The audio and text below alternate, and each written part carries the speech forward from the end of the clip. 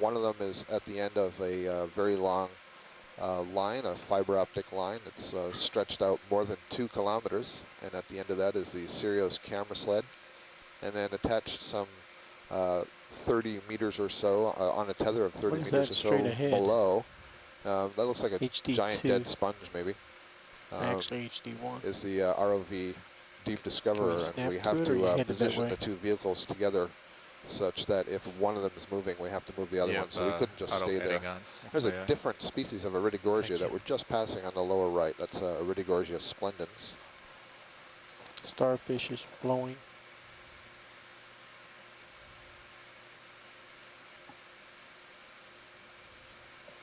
This looks like a large sort of a grapefruit sponge, type of glass sponge, but it's probably long dead and it's covered with sediments, maybe tipped over.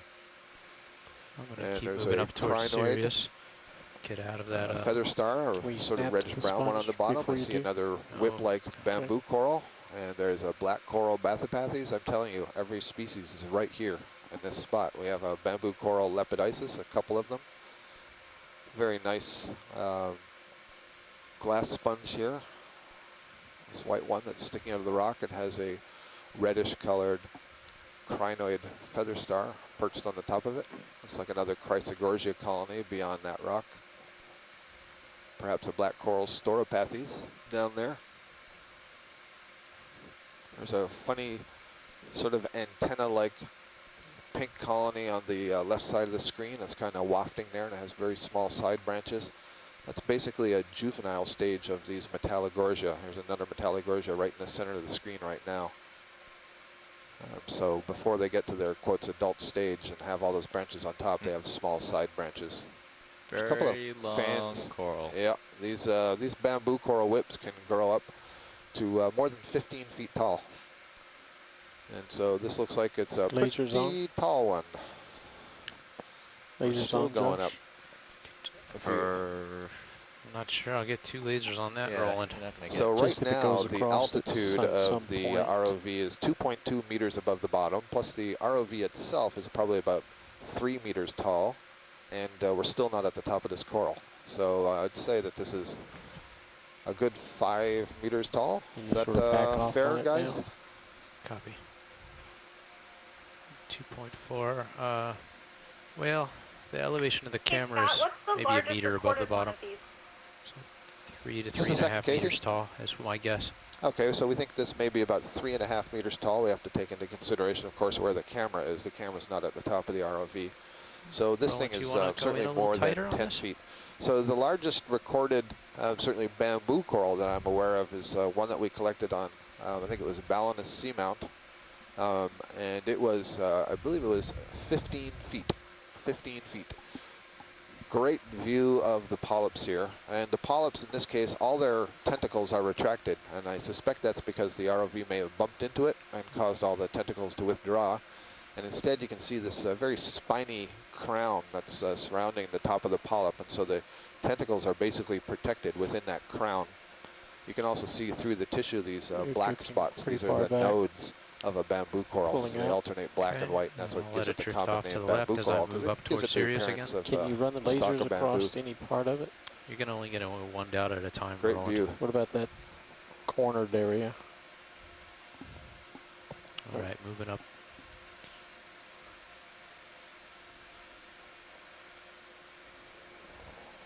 So in the meantime, I've been observing some of these flow lobes that I've been seeing here. And I think this is most likely a lobate flow, although in some places I'm seeing sort of sharper, longer tubes that seem more indicative of a pillow flow. So again, pillow lavas are these really classic submarine flows. So when you see pillow lavas in an outcrop that's exposed on land, really you know that location must have been underwater at some point.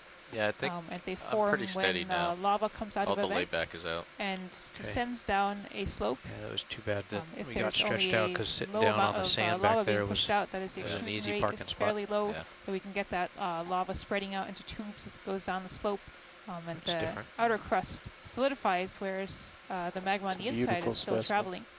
So that lava can break out and form new tubes, and they form these really distinct patterns. There's a lot going on here. Yeah, Todd, if we have a position, can we get a view of that white fan that's on the right side of the screen? That's brand new for the entire cruise. You so betcha. Crinoid. I will try to get a real nice steady shot. Stand you. by a few.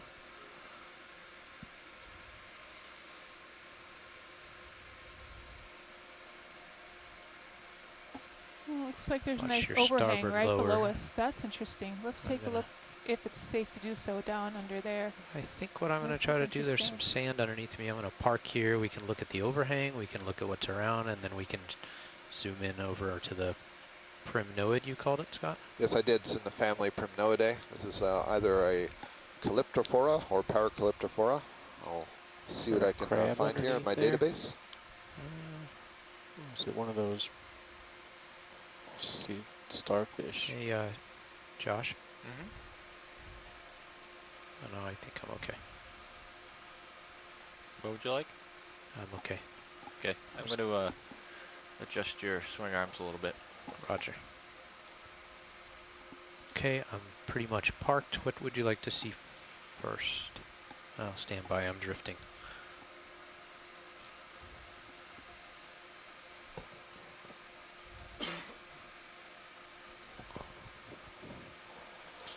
If that question was directed at me, Todd, or the video?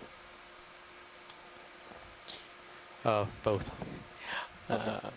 Since you're sort of stable, that just above the left, your lasers looks like a pink Yeah, let's... branchy coral. can we just look straight in before I start rocking left and right? Yep. Susan like wanted a- to see this slight overhang, right? We can knock Yep, that that'd off be the great. list. I don't know if we can see well underneath. Would you like lower swing arms deployed?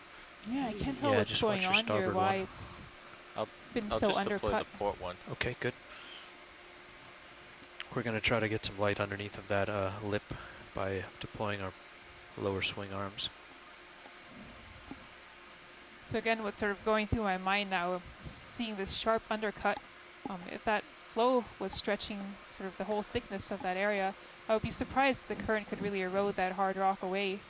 And so I really wonder if this is some sort of Is a that all the drain out way feature. deployed?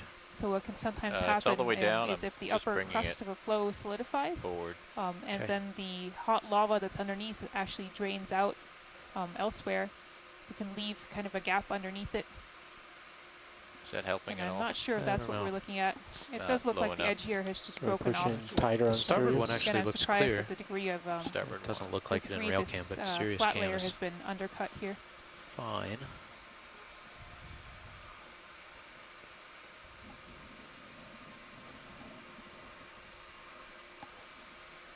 We are deploying our other lower swing arm. Ah, there's a little light. Yeah, it'd be great if we could get some light under there and see if we We are find trying. any textures underneath. Can I push in tight on Sirius? On Just that as arm? an advanced nose, I'd like to get a Yep, look go at that reddish coral on the upper left after you.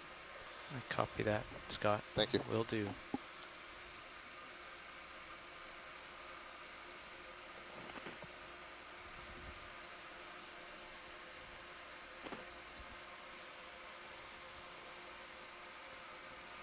Oh, just lost whatever light you had under there.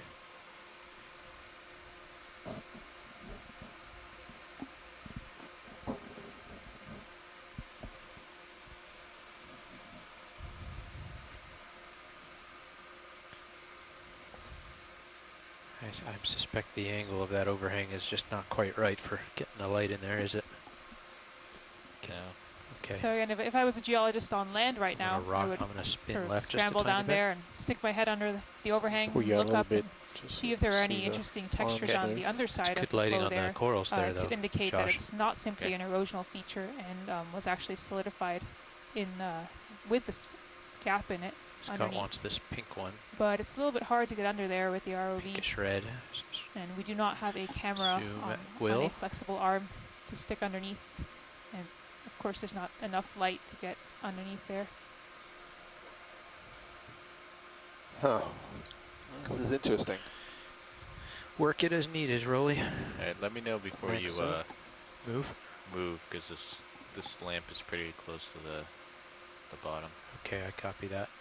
I mean, it's up off the bottom, but it does slope up to your right. Well, this is interesting. I believe what we're looking at here is the skeleton of an octocoral where the tissue is completely gone. I think this is a Paramecia, and it looks for all the world to me like it's been colonized by lots of very small anemones. You can see on the upper left, there's some yellowish polyps. Those are zoanthids, and zoanthids are colonial, so they're kind of attached to one another. But these individual little red spots all look like they're separated from one another. And so I'm not 100% confident, but I feel like these may be a whole lot of small anemones that have separately colonized this branch. I don't believe that they are zoanthids, so pretty fascinating. I don't think that's a Swiftia, Andrea. Sorry, I'm talking to Andrea Quattrini, who's one of the scientists who's joining us in the instant messaging reach out system. to that big fan coral. There's a corallium, that white thing that you just passed. Here's another, yeah, so that white, that is a corallium octocoral. We were seeing lots of corallium yesterday. And then next to it, actually a really nice view, that brown stuff, those polyps, those are zoanthids. And this is kind of nice. I've said a few times, zoanthids are these colonial hexacorals, so they're related to the sea anemones, but they're colonial. There you just saw one of them pulling its tentacles. You see how rough the column is there? Zoanthids are able to embed things into their body wall, so they can embed things like sand grains and mud grains, and that gives them a lot of that rough appearance. And you see they have like a double ring of tentacles around the outer margin of their oral disc. Zoanthids are very commonly overgrowing other sorts of corals and sponges. There's also some kind of stoloniferous octocoral there. That's an octocoral that grows like a ribbon. Let's find that. So a lot of interesting stuff going on there. Over to the right. Is there anything over straight ahead to see before I rock it back to the right? Maybe the bottle brush and the closer to us and the yellowish. Yep. Scott can tell us what that's called. Rocking it right, Josh? Yeah, so we got a lot of things going on here.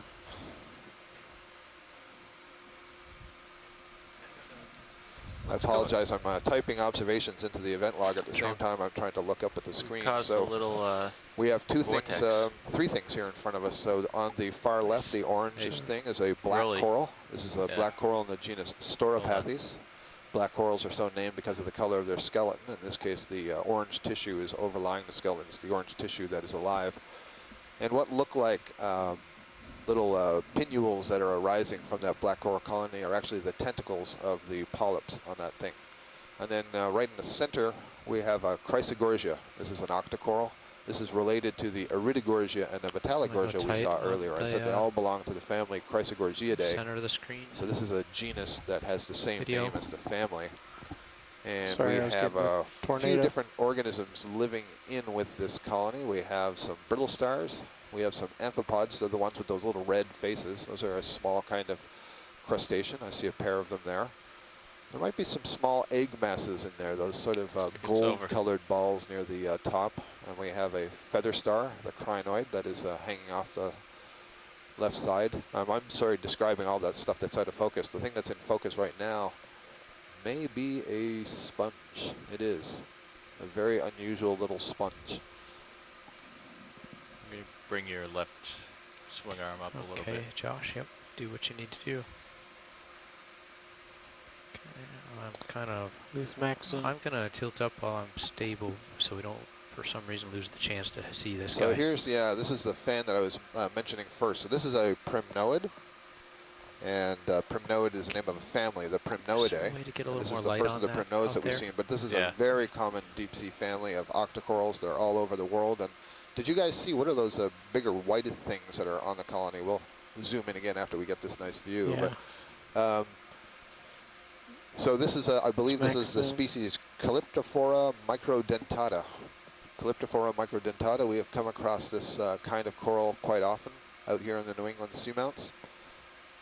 The polyps on this case, it's another octocoral. The polyps here are encased in this collection of sclerites that are kind of like scales. And the thing to picture is a knight in shining armor, where the scales would be the kind of like the armor that are surrounding this polyp. So you can see those arising from the branches. The branches themselves are kind of a very thick protein, so they're flexible, but they're also very strong. I'm not sure what those white things are. I can't tell, but it sort of looks like they've got scales, like maybe they're the barnacles, yeah. barnacles. I'm thinking that, but I can't see the plates at the end, and they're pretty large barnacles relative to what I've seen before. Can we get more light on it? This could possibly be a new species of barnacles out here. Loud.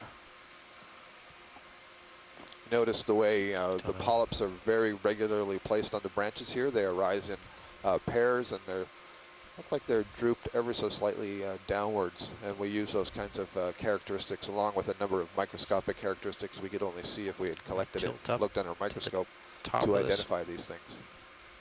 There's also a brittle star hanging out in the arms there. These must be lepatomorph barnacles, what you would call gooseneck barnacles. I can't see what else they could be.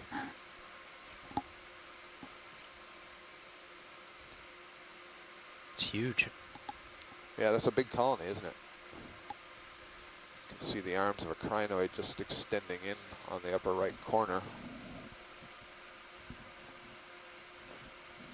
It's gorgeous. Scott, can you sort of give us the metrics on how these are aged?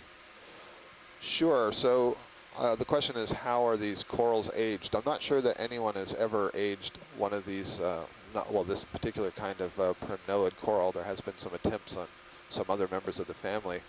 But these guys put down a skeleton a little bit in the same sort of way that a tree does. That is, it deposits the skeleton in rings. It's essentially layers of protein that are added by those polyps. The tissue of the polyps will deposit those layers of the skeleton, so that as the colony gets older and bigger, the skeleton, certainly the main part of the skeleton and the base, should be getting thicker and thicker, so the diameter would get thicker. And so when we attempt to age them, the challenge is to determine what's the frequency with which that skeleton is laid down in rings. And so basically what would happen is they would drill into the skeleton, and they would take very small layers of the skeleton. I'm talking about hundredths of a millimeter. And you can look at the isotopes, the chemicals that are in there, and they basically, over time, these chemicals degrade to different kinds of isotopes, and you can look at the relative ratio of different isotopes and chemicals that make up the skeleton, right in front of us. Yeah, the bottom knowing left. something about their decay rate in order to estimate an age. The orange? I don't remember that. We were just looking at it. So this is a black coral Stauropathes that we're zooming in on now. The yellow encrusting things that you see on the rock behind it are sponges. You can see that these corals are somewhat flexible. Again, the main axis of the skeleton for most of these is made of proteins of some kind or another, and it allows them to be somewhat flexible in the current so that they can orient themselves to take maximum advantage of the particles that are moving through the water and can be intercepted by the polyps. I like that you followed that little piece of something flowing past the colony, but nothing grabbed it. Is that a crab in the background that's on that Calyptophora? No, that's another brittle star. And then on the left side of this large Calyptophora colony, the big sea fan in the back, I believe I saw that feather star. Not feather star, excuse me, a feather-shaped, I should say a bottle brush-shaped colony. It was black coral Amphipods. Yeah, it's out in the distance there beyond the curvature of the rock. It was really nice before. Pilots left of the big fan, the one that's just waving. Way in the distance there? Yeah, way in the distance. It's too far to get a really nice image, but we can at least say that that is indeed a black coral Pteropods. And if you've been joining us, go out there. Is that a fish or a squid? That's Fish. a fish. Yeah, oh, that looked like a little cyclothone maybe?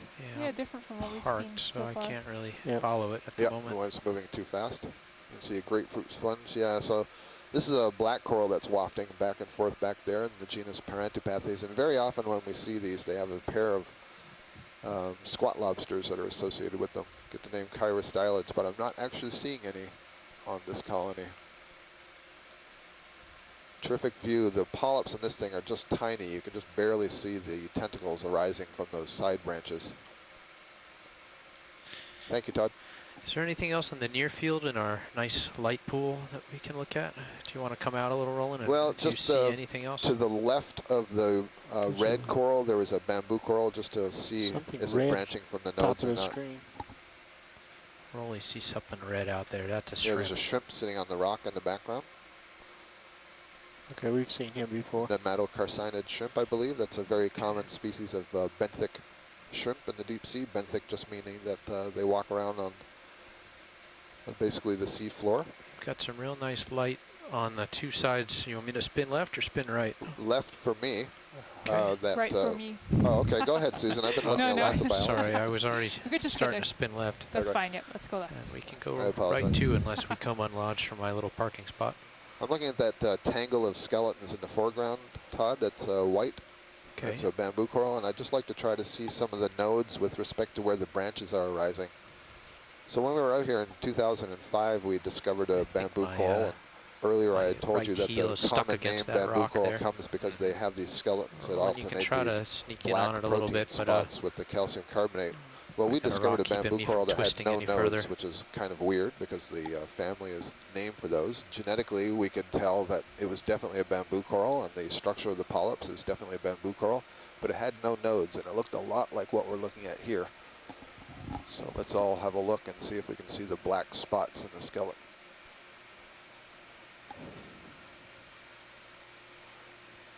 So I see, that the smallest branch at the lower right looks like it has that sort of brownish spot. Just center, left of very center, you can see. Right, I can see one there. So it definitely has nodes. The other one's more instructive because it's where a branch is. And so what I'm seeing is the branch is coming right out of that node. Oh, I see which one you're talking about. All the way at the lower right. That's a very small branch. Great. So this would be an Isidella. Is the name of this group of bamboo corals. So I think we've tiny polyps right on the end of that. Yeah, so what you're seeing is a brand new branch that is growing. The polyps are small when they start to bud. They're asexually produced from the polyps that are next to them, or the tissue that is growing over the skeleton. And then they'll get bigger, and you can see here pretty much what the maximum size of the polyps is. They won't get any bigger than the largest ones you see here, but they can certainly be smaller. There's a nice red-colored amphipod there. Amphipods, again, are crustaceans. They're paracarid crustaceans, so they have what's called a marsupium below the main part of the body there, and the females will hold the eggs while they develop in a little pouch, just like a kangaroo does. And we have two very small crinoids on the end of this branch. The crinoids, again, are the echinoderms related to the sea stars, and these have their mouths oriented upwards, so we're basically looking down into their mouth. Roland, do you want to take the tiny baby polyps again, or are you okay? I think it's about the best we're going to get. That's full zoom there? Yes. All right. Very nice. Anything else here? Well, I'm going to start rocking it back to the right.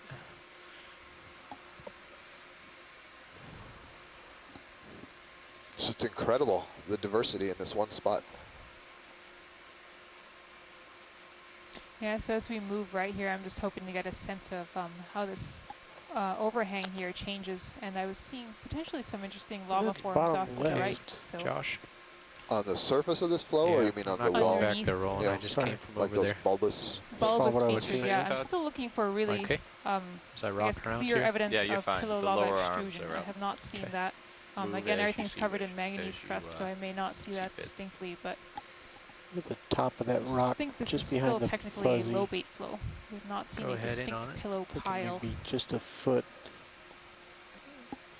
Hold There's fast. A single octocoral polyp, or what's that called? Do you see top left screen going off screen right now? Going off screen. Oh yeah, yeah. Oh, that's one of those hydroids. Great. That's one of those giant solitary hydroids. I'll work it. I'll get it back there for you. Very nice. How's our ship doing, Nav? We have a good bailout plan in place with them?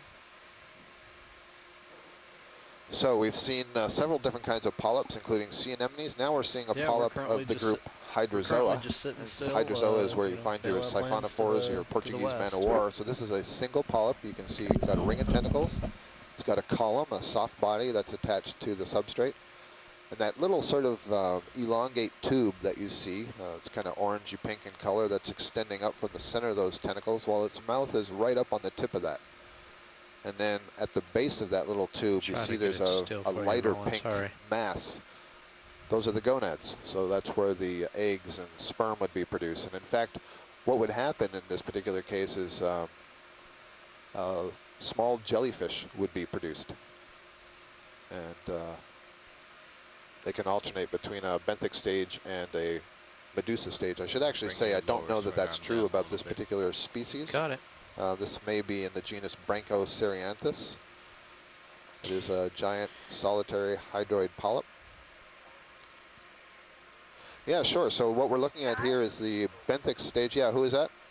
Casey? That's Casey. I have a question. Go ahead. What is that in the middle of the solitary hydroid that looks different than the ones we've seen before? So full zoom you see that there is a little tube extending upwards. That tube is like a hypostome. It's called the hypostome. It's where the mouth is, and it's got a little tiny ring of tentacles right around the base of that tube. But then at the bottom of the tube, that whitish pink color, if that's what you're talking about, so those are where the gonads are. And what I was saying is, so this whole structure that you're seeing attached to the base with the ring of tentacles is called a polyp, same as the anemone polyp and the coral polyps. When this thing reproduces, it will produce little jellyfish structures called medusae. They will bud off of that pink mass. They will swim away, and that's the sexual stage that produces the sperm and eggs on this? You want to give you a new larva that settles and produces a new polyp. Okay. Oh, and then at the base there, you see that stuff that looks like a series of pipes that are connected to one another, and there's some polyps sticking out of those pipes. That's a kind of octocoral called cornularia, or it's at least in the family Cornularidae. So these ones grow, as I just said, it's kind of like a ribbon, but the ribbon is encased with what's called a perisarc. It's kind of a material that's the same sort of material that is the crabs and lobsters have in their exoskeleton, and the polyps are extending from that. There's just so much going on here. Could talk forever. Where is it? This is a Chrysogoria colony. It looks like there's a shrimp on this colony. Yes. Some eggs in the screen. Where? Center? Lower right of the center, just off center. Now it's just straight right. Can you zoom on them more, or is that it? So what's just going went out on of there? focus. Yeah, what is that? What is that indeed? So there's something on the tip. It looks like it's been caught by this Chrysogoria octocoral. I'm just having a little bit of difficulty seeing it. 5 legs like a starfish. Yeah. So I believe that is probably the larva, a very early stage larva of a sea star or some kind of echinoderm. I should probably say a juvenile stage. It's a larva that's undergoing metamorphosis to the stage that would settle. And that's what I'm going to guess it is. It's a little bit hard to see. It's pretty tiny. That would tiny. make sense. It is very tiny. I agree with you. It's pretty close to the screen too, at the vehicle. That's not far. It's a As really you can nice see view. By the size of the polyps in view right now. You can see it's got kind of a bulbous spherical center part from which are radiating, looks like 5 arms, but at least one of those arms also has a bulbous expansion on it. For scale, Scott, what's the diameter of, how far across are one of those open polyps there? Yeah, unfortunately that's hard to say because there's so much variation in the Chrysogoria polyps. They're typically pretty small, I would say less than a centimeter in diameter. In fact, they're probably only, those polyps themselves are probably only about 2 to 3 millimeters in diameter. Here's your lasers. I'm going to try to get it on the base of the, or just near it. Yeah, it's hard to get both lasers. I mean, even one polyp is about the size of the point of a laser, isn't it? So we're talking millimeters. Okay, Roland, you want to go back to the shrimp? So very often we see shrimp associated with these Chrysogoria colonies. They may be hanging out there to hide out maybe from predators, let's say fish.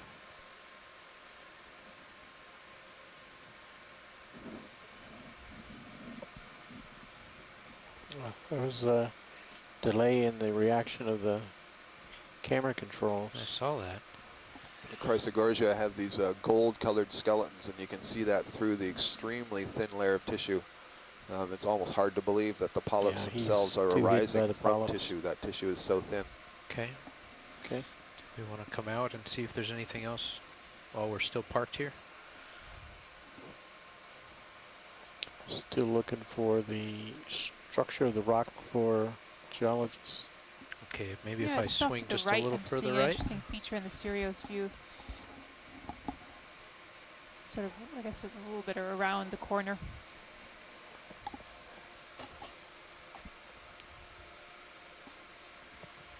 Some nice foliaceous glass sponges on the face of that wall. Looks like I'm going to have to pick up and move if you want to see further. Okay, I'm going to pick up and scoot around. By a nice parking spot. It is nice to be able to just park the vehicle and look around. You can't get the view of those itsy bitsy things unless you're stationary.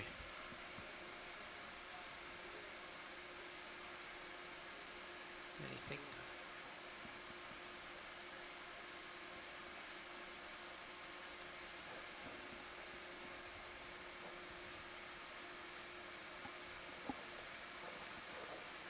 Looks like maybe a large corallium colony off in the background there. Ship is stationary, and I have a bit of tether, Scott and Susan, so if very there's large anything. white directly above the lasers. Yeah. I'm sorry, Todd, I didn't copy that. Ship is stationary, and I have plenty of tether, so if you see Great. something, shout it out. Thanks. Okay, yeah, let's explore this area here. This is Dr. Seuss land. Got a lot Sure of is. light immediately in front of the vehicle. Sticking out of the sediments just going The off way the the bottom of swing the screen arms, is an Aconella bamboo rolling. coral. They're a little Yeah. shrub-like that way. form of the bamboo coral that is So specialized to grow sand in is the blowing sand. out It has everything roots else. that extend off the bottom of the colony. Well, this feature that's right ahead of us, do you see how there's also a little bit of an underhang? It looks like there's a cave in it. If we could get in a little closer. Should you That looks really interesting there. slide left and pivot right so Oh, you yeah. can see that? Oh, yeah, That that could be looks a like drain back feature. Just what you're looking for. That looks really striking. Swing arms are in a safe position. You can Okay. get in there. Thank you, Josh.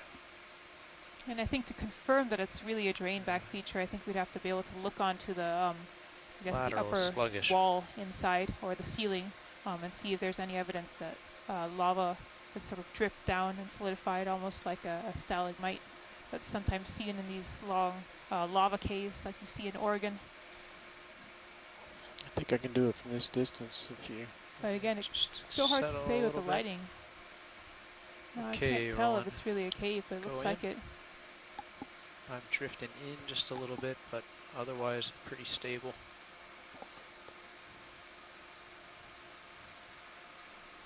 Just coming into view on the bottom of the screen, if you could focus on this branch, that's probably another Calyptophora that many of the branches have broken off of. Thank you. Are you seeing It that, sure looks Susan? like it's, Susan, it sure looks like it's, It really looks like Like it, a- yeah. I don't know, a big pillow that's collapsed in on itself. Looks like that, yeah. Very round mound See if that I can get was some hollow light in inside and has collapsed down. Definitely. See if we can get a better view of the top I there. think there's some of those solitary hydroids again tucked underneath in that little cave. You come out a bit, Roland, please. The brown stuff that you're seeing hanging down from the lip of that cave, that's all dead sponge. That's just the skeleton of the I've sponge. drifted in. There was Let a me really beautiful let me white glass reset. sponge sticking out the Well, left why? side. There's a perfect view, side view of a Metallogorgia, what we will call a teenager. So that whip that you're seeing that's extending up and pointing to the top right corner has three little puffs of I've branches already drifted off. Might as well take the going along Metallogorgia. that skeleton. Go ahead, Roland. And you can see the little bumps of the polyps that are along the skeleton. In the adult form, all of those branches would be lost. They would fall off. The polyps would be gone, and you would only have the branches at the very top. I think Well, this he's is a really I'll let neat it- feature. Yeah, I know. I'll Again, let there it was a drift lot that going way. on inside Just of got it, a so I rock couldn't under my get right quite toe. a clear view of the walls, but this really looks to me like some sort of a, I'm not sure of a pillow lobe, it seems a bit large for that, but some sort of an inflated lobe in this sheet flow that we've been coming over. And it really struck me as a potential drain back feature. That is, once the crust on top is solidified, Okay, come out. the hot lava Got a that's rock still under my underneath toe. It's twisting me can around. actually drain backwards or down into other fissures that have opened and leave what's basically a hollow inflated area. Do you want another look at that feature, Susan? Want me to get back around there, or are you? I guess I'm good on that. That's fine. Okay. Behind this feature, Todd, I saw as you were turning around, I think it's now going to be, let's see, it might be that Metallogorgia you see kind of hanging in the background. There I might be a do. really large crab or a spider or something on that one. On it. Yeah, okay. Copy that. It looks something weird, and that's unusual. Metallogorgia very rarely has anything on it other than the one brittle star. Yeah, those might be the arms of its commensal brittle star, but it's there. well, that is what it is. So normally you see all those arms tightly coiled, and so this is nice. You get to see them unraveled for a change. So here we have a Metallogorgia colony that's, let's call it a subadult, because it has still branches that are arising off the lower part of the stem, as well as all those branches at the top. So when it's in full adult, all of those lower branches will be gone and only at the top. But this is great. So one of the hypotheses is for this brittle star that you see is that it will be cleaning off this colony. It's going to be picking up larvae and other things that are settling on it. So you can see that the arms can actually uncoil and stretch out and reach all the distant parts of that colony. Those arms are so long. Normally when we approach them, the arms are tightly coiled and wrapped up around the branch. You can think of it as the brittle star in a resting posture. So that was a really nice view.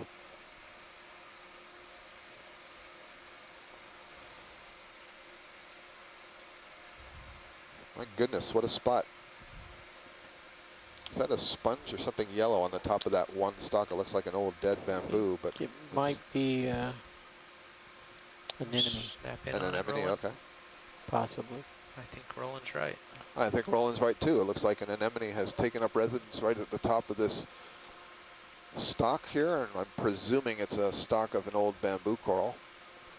And we're looking at the back side of the anemone, so the oral disc, which is where the mouth is facing away from us, and you can see the ring of tentacles around it.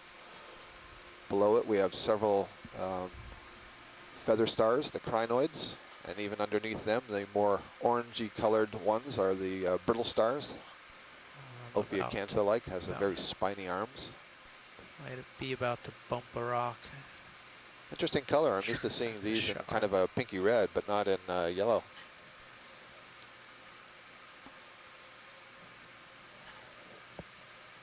Okay. Oh, pull great up, interview. spin back the other way. Bump.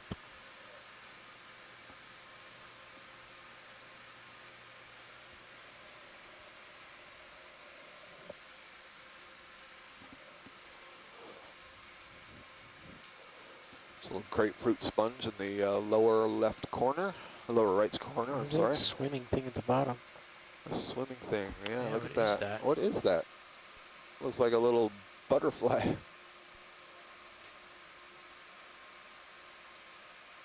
Oh, everybody's been asking about the I'm working it. I'm trying. pteropods. Here's a pteropod. I told you it was called the sea butterfly.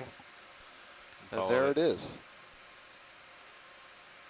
How fantastic is that? You've got to be kidding me. So this is a snail. This is a snail that is adapted to swim in the water column. So the foot of a snail that's normally crawling over the surface is modified into these wing-like structures, and you can see that it's got a shell. That shell is kind of triangular. Yes. Okay, and, you need to come out so I can get in closer. We've seen lots of these shells littering the No, bottom it's that are actually open, in your lights. but here's one that's actually alive. I'm used to them being much higher up in the water column, not down here at the substrate, so that's really kind of interesting. Yeah, sorry, I'll get them in my light pool and we'll get a good, at least a moment shot of them. There, lights. You want me to take your camera? I'm gonna run it with the vertical. Go ahead, Mike Rolly. Vecchione, who's a biologist at the Smithsonian Institution, is telling me that this is the genus Clio. And Mike, I guess I would ask the question to you. You have a lot of experience looking at stuff in the water column. Do you see these often close to the bottom? Try to get in there if you can, Roland. It's going to be tough Yeah, to Mike get says him that this stable. is pretty deep for one of these species. Take camera just in case, Josh. Take it? Yeah, don't move it, but take it and be ready. Okay, So down. the pteropods are this group of gastropods that I say are adapted for living in the water column. They can swim, and there are two subgroups.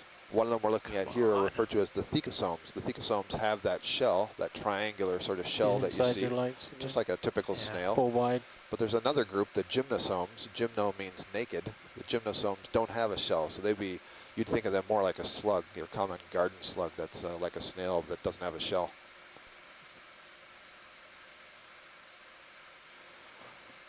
How about with HD2? So at least as far as I'm concerned, another first for the Okeanos Explorer. Be great if we could get a tight focus shot on him, at least Camera for a work here. 30th of a Seeing second. this Pteropod swim up from the bottom. Where'd he go? You're full Tricky wide? little things. Full You know, we're wide. trying to maneuver this Plus 9,000 6 pound gain. instrument to get up in the water column and follow this tiny snail that's swimming in the water column. I don't know where he went. I think he went away. Well, that was great. There he is. Oh, he's back.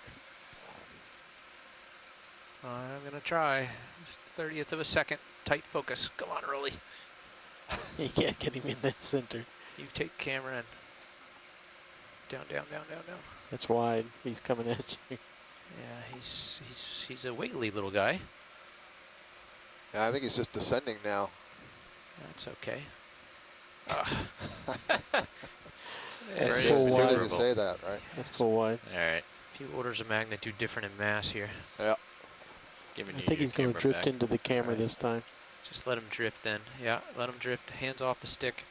I'm I gonna can't tilt believe up a that bump. thing is more than 3 to 4 centimeters in length.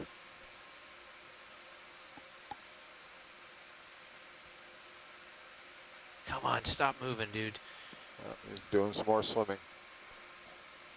Take it, take it, take it.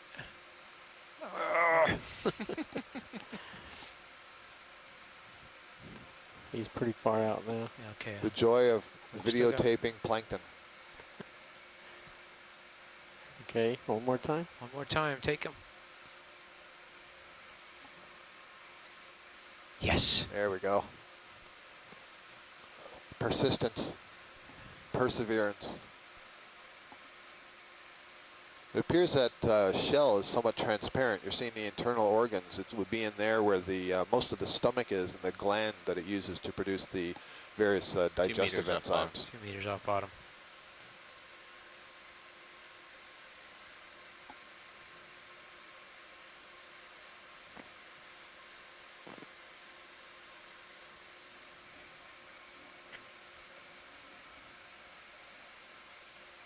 Yes. There we go, the beauty Nice. shot.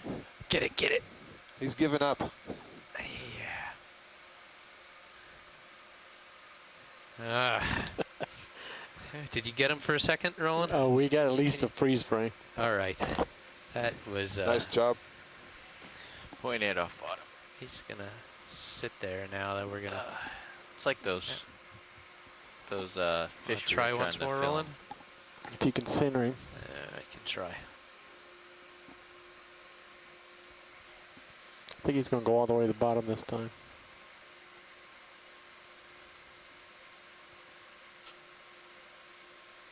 Yeah, 0.7. 0.7. I'm drifting. Mike Vecchione on shore is making an interesting point that is interesting from the standpoint of both biology and physics, that we've just seen that this organism can swim, it can sink, or it can float neutrally buoyant. He's also getting the turbulence from There the he is, thrusters. sitting on the bottom, huh? How about affecting that? his flight. Got a delay from Somewhat controls again. exhausted. That's max zoom. Yeah, let me stabilize. Take my camera, please, Josh. Ready to go ahead and Got it. tilt down on it? I'm gonna try to rock it over. Okay, Roland. Tip up.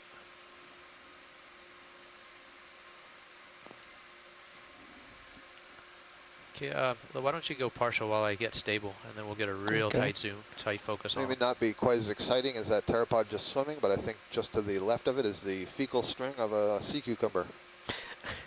I'm going to agree with that comment. Nicely done, Scott. It's biology. Tells us something about what's going on down there.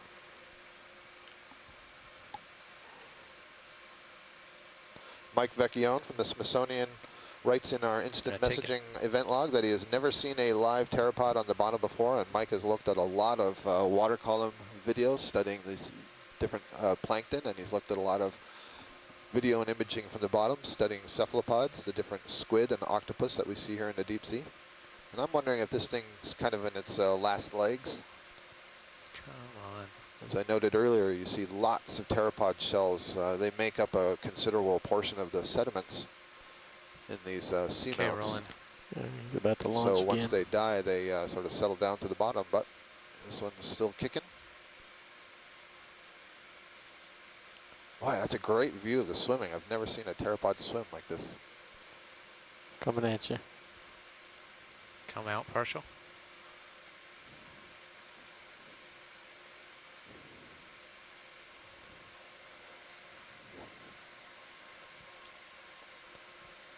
So I wonder if this can regulate its buoyancy by adjusting the gases that are perhaps enclosed within the body fluids.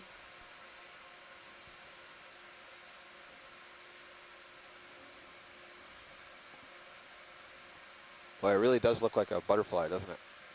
Little angelic being. Dr. Seussian angelic being. Yeah, it's full wide. It's interesting that you say angelic because I believe, I noted earlier, there's another group of them that doesn't have the shell, the naked forms, the gymnosomes. And I believe they have the name sea angel is their common name, yeah. He doesn't want to leave us. I was ready to say goodbye, and he's still there. Okay. Well, take him while you can get him rolling. All right. Any corals in the view? Oh gosh, here he's still there. This may now be the world's most famous pteropod. It's about the end of your leash. Oh, okay, thank you. Thank you, co-pilot. I wasn't paying attention to that. That's all right. Little tunnel vision there. Yep. I was following angelic beings. I am now facing south. You are now facing south. Copy that. I'm going to scoot back over underneath of you. Yeah, turns are still good. Okay, copy. I'm going to come over to the left and forward just a little bit. That was some of the hardest zooming, focusing hours in black balancing Good job, Roland. I've done. That reminds me of when we were trying to film those little fish with the lures in the water column. And every time we'd get zoomed in on one, it would Twitch. take off. Yeah. Hopefully we didn't make people too seasick at home. Hope you enjoyed the view. Some interesting sponges here. We see that sort of large pink sponge with the opening pointed towards us, and looks like a crinoid feather star Josh, perched atop it. you okay to look at that? Yeah, you're in a It's good kind of spot on the now. edge of the tether, but a little bit of slack. No, you're good. You're Okay. good. You got some slack. I can come down a little bit too. Copy that. Really? A little You guys may have seen something like this, but I'm not used to seeing pink-colored sponges. Yellows and greens and whites and grays and browns, but not pink.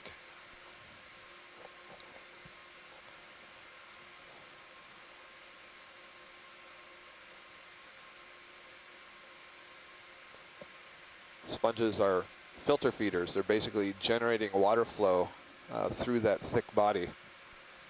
They can pull very small organic particles and bacteria-sized particles into the cells. There's no digestive tract or cavity or mouth or stomach or anything there. It's up to the individual cells to grab their own food.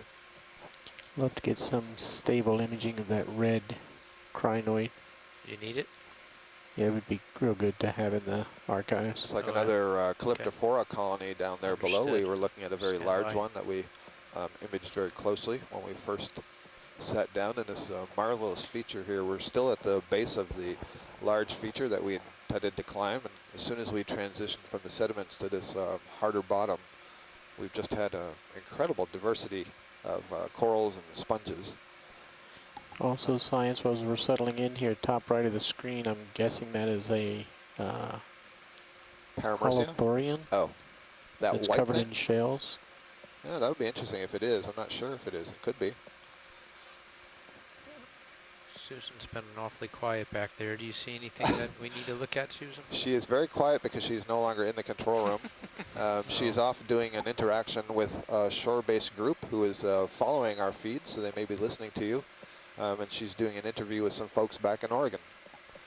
Okay, Roland, let's go for that crinoid. She told me to watch out for the different kinds of lobate lava flows.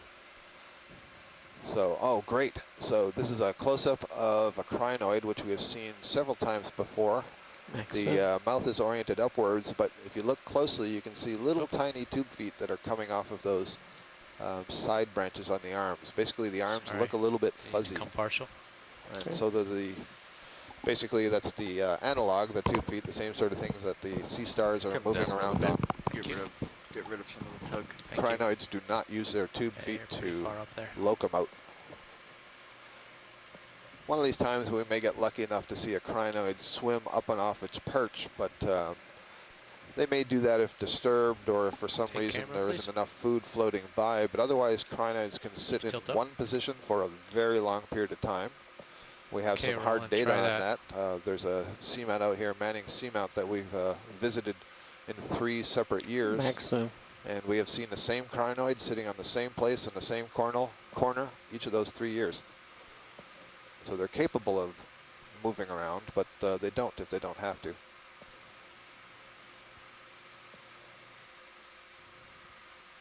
Tip it down, get the mouth of the hole of the sponge in view maybe.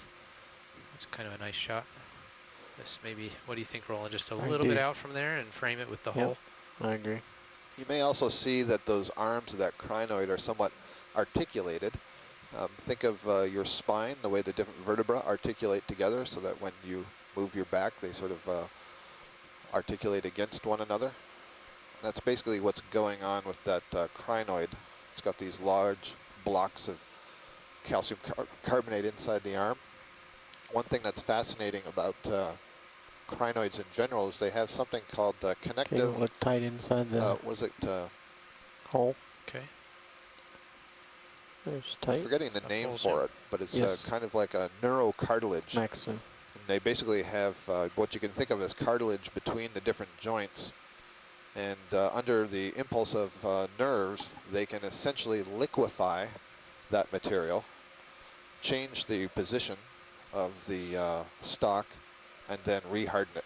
Wow, that's very interesting, isn't it, Scott? Yeah, I better find out the name of that neuroconnective tissue. And I think it's just in the stalk, and it may be just in the stalk of the stalk crinoids. Is there any interest in looking at that potential holothorian? Potential whatever it is. Anything else? I'm stable here. So or the white coral. Up beyond the white fan coral, there's something that's lying on the rock. It's pretty far out there. Welcome back, Susan. How'd the interview go? Can try to rock it over there. We have a very nice whip coral. Todd was just asking in your absence if there's anything here geologically that you'd like to see. It is yeah, look at that. Another crinoid. Is it? Or is that a... I think it might be a crinoid. We're looking at a bamboo coral genus Lepidisis. This big whip here, and there's something perched on the top. One of the things that's a common theme here in the deep sea is that there are many organisms that like to get perched at the tops of other things. And essentially, the higher you get above the bottom, the faster the water is flowing. And since most of these organisms are what you call suspension feeders, that is, they're reliant on the water carrying their food, and they pull the food out of the water, then it's to your best advantage to get up off the bottom where the water is moving more quickly, because more food per unit time will be carried past your arms and claws and tentacles and so on. Ooh, that's eerie with the yeah, it's coral very in the background. Black in the background there. You can see there's no light down here except the light that's coming off of the ROVs and the sled above us. You can also see here there's no polyps at the tip, and I'm thinking maybe there's some tissue damage, and so the skeleton itself may be exposed. Sorry, Roland. I'm losing it. Oh, look, beautiful Iridogorgia coming out and looming out in the background. I'll go look at It's one of those really tall ones. That's a Iridogorgia magnispiralis. I love the way that came into focus. Can I have the camera back? Thanks. I thought that was me.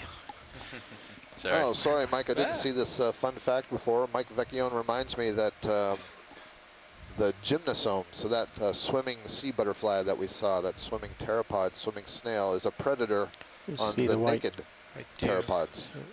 So the ones that don't have a shell are prey to the ones that do have a shell. I am just seeing another potential lava drain back feature off there to the right. Again, these sort of half domes that look like they've been emptied out in the middle. But there are these hollow shells. Yeah, Roland. Is that what you want to see? That white thing? Let's do a snap zoom on it, please. Get lasers on. Looks like pteropod shells. Yeah, if you look at the back I think of it, Roland called it correctly. You see there's a little corkscrew pile of fecal matter there. I think we're seeing it being emitted from this holothurian. So what we have here is a sea cucumber that has covered itself with pteropod shells. And I'm not sure if that's a disguise or what's going on, but there is a sea cucumber under there. We saw the sea cucumbers earlier that were on the soft sediments. These guys are deposit feeders. They will ingest a mouthful of the sand, and they will digest whatever organic particles are mixed in with the sand, and then they will extrude that sand out the back end. Okay, And that's what you're seeing get there out in that underneath corkscrew of you, shape. Josh, and then we'll do a little swap out. Good call, Roland. I've learned from the best. But you, Scott? Oh, I thought that might have been someone on a cruise before me. I believe you've been on the line with us for is years, true. right? I have, yeah. So you and everyone shoreside have learned a lot over the last 6 years. Scott, we're repositioning back kind of squared underneath of Sirius. Chasing that pteropod, we migrated south quite a ways. Understood, pilot. So we've been having a little bit too much fun here. We got to get the two vehicles back in their safe position. And just incredible amount of biology here in terms at least of the diversity of things that we're seeing. You can see we're all a little bit excited what's going on, and I think Susan's kind of excited. We're finally seeing some of these work it over there too. features in a little bit more resolution. I have to say, what gets me really excited is when I see a lava flow that has these really distinct features on it that can let me imagine what it looked like when it was actually erupting. To get a sense of how the rheology of the lava, how it flows, that at one point this was not solid rock. This was actually moving and changing its shape. I just find that really exciting about volcanology in general.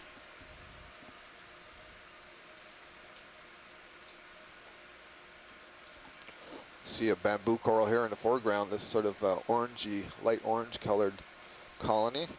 This is a bamboo coral I mentioned earlier that's adapted to live in the sediment. So you see it's not on the hard part, it's in the sediment, and it has at the base of its main stalk a series of roots that poke down into the sediments.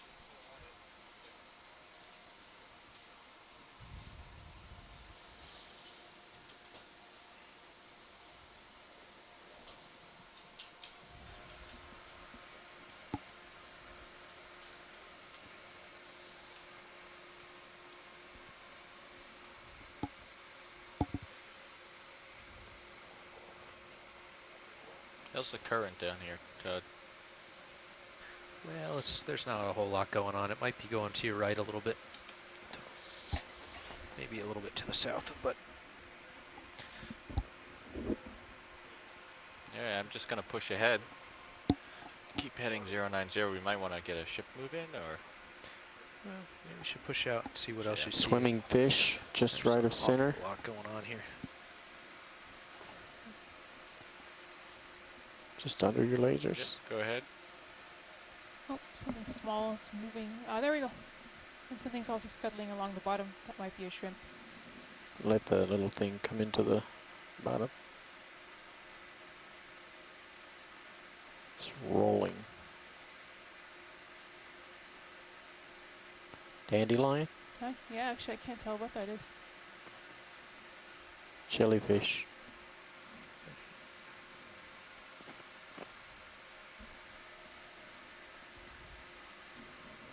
Maxim. Yeah, copy that, Rowan. Well, we have an idea, at least for the fish above us. That's a grenadier fish.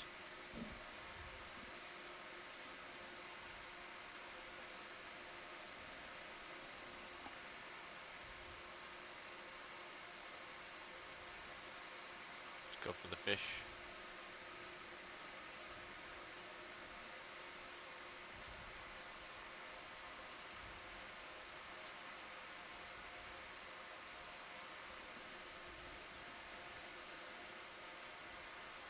Oh, there's a fish to my port also. You come out, Roland. It's coming right in.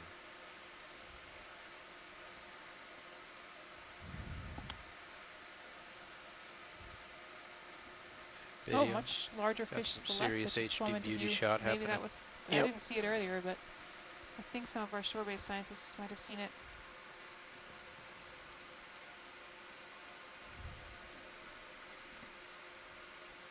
That is a blue hake antimora. Big old, slow-moving.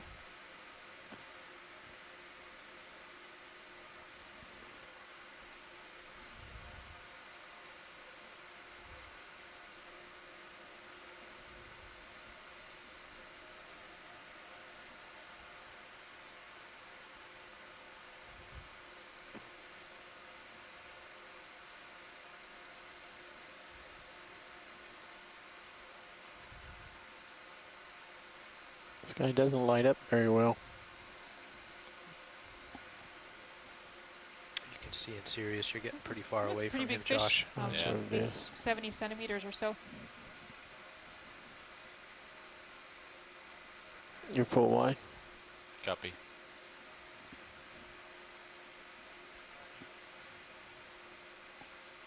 And Randall Singer, one of our shore-based scientists, I asked him how big these fish usually get. He said he wasn't quite sure about this species, but he says I've rarely seen hake that big. Starfish, So I top of think the this rock. This is pretty nice sighting of this fish. Happy with the fish? That's a 2-shot you got there. Come in on the eye if you'd like. Lasers off.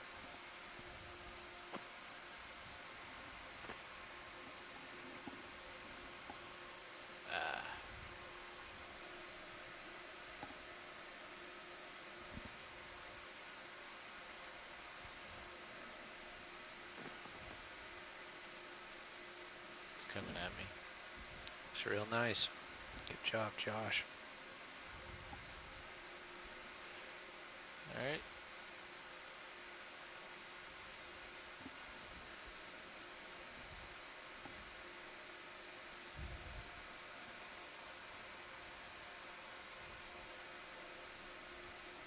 To recalibrate my control loops, Todd. Because of what? The dead band? Oh, I know. It's very different. So any interest in the starfish that's about to come into view? Where is that? I do not see this. Top center, I think. Nope, there it comes. Oh, there. Yep. Let's go take a look at that one. He looks like. Sorry. It's all right. Let me just get a feel for the current and stop my rotation.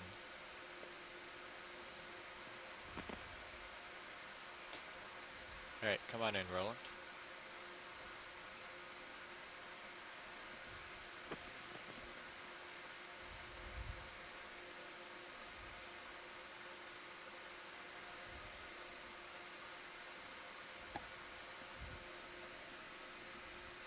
So this is a sea star, and I don't believe we've seen this kind before, at least on this dive.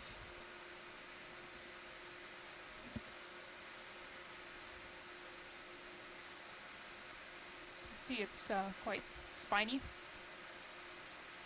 which is different from some of the other forms that we've seen today. Coming back.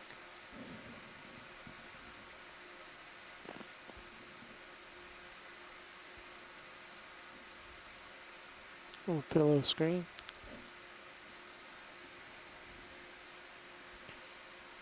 It's drifting back. Yeah. Yep, yep.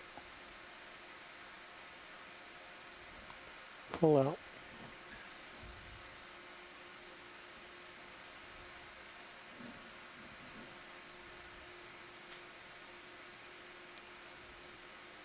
It's a nice one.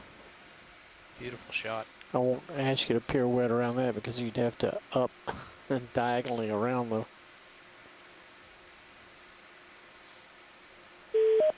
Hello. So this is Chris at the museum at Ah. the Smithsonian. Hello, Chris. That is Evoplasoma, the coral predator. Okay. Okay. You said it was the coral what? Coral predator.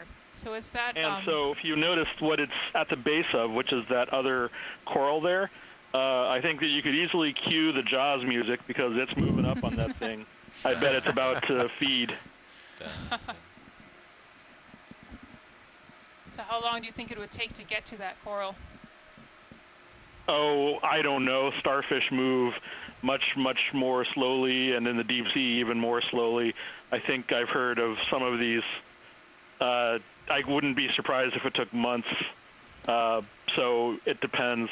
But these are fairly rarely encountered animals. We saw a bunch on the Seamount the other day, but prior to some of the recent submersible dives, there were literally about 6 or 7 of these specimens known, and we didn't really know a lot about them in terms of their biology.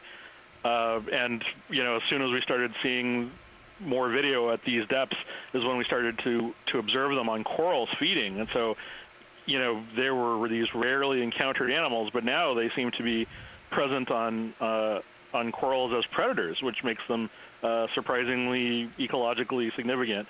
So I've described several species. I'm not sure which one this is exactly, but it's definitely a brilliant piece of video. I appreciate the people who are doing the camera work. Thank you, divers. But the more we get to see of these, the better, and the better we can understand perhaps what they're doing down there. So appreciate it very much. And incidentally, that sea cucumber we saw earlier, the one with all of the shells on it and so forth, that turns out to be the sea cucumber genus Maceres. Dr. Pawson here at the museum identified it. And they are unusual because they have all of those, what's called a covering response. They cover their bodies with shells of pteropods and other benthic organisms. So a good day for echinoderms. Anyway, I'll thank you, Chris, and I'll leave you back to it. Chris, before you hang up, are you still there? Oh, sure, yeah. Can you spell Maceri? Sure, Meseres. Thank you. Have a good day. Bye-bye. Bye. Thanks for calling. Hey, Nav, we should probably drop a target Well, that was approximately where maybe Really Sirius is. So I missed the beginning. I see it's all puffed Indicate up. the Is he beginning of this saying that it's got outcrop? some food in there? Or? Well, it seems before that this, he's it was making all a slow sediment. approach to the nearby coral. Ah. You know how And, you Chris just hit stealthy. Spencer F5, should it'll cue drop the a Jaws target, music as and he's then you making right-click on it slow, to change its months-long name. crawl towards that coral there. Did you have a close-up on the coral? We didn't. There may be polychaete tube worms that are associated with that coral. There you go. Okay. Did But you if want we're to get not- a zoom in on it? Well, if we're in a good position to, What are we sure. If calling we're this? not, then Rock let's move on and see outcrops? something else. That was max zoom science. Thank you. Can you go out on Sirius HD, please? You bet. Let's go all the way out if Josh is going to drive around. Thanks. Yeah, you can come back in, Rolly, if you want to go in tight on this coral. I'll try to hold it steady. Getting in tight. There's a crinoid. This looks to be a corallium, and sometimes corallium has polychaetes that have managed to have little garages, if you will, formed. So you'd see swellings of the branch, and I don't see any of the swellings.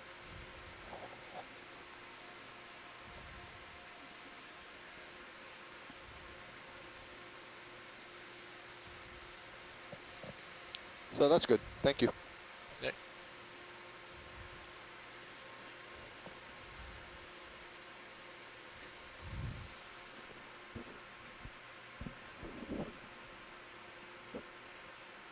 Moving on up.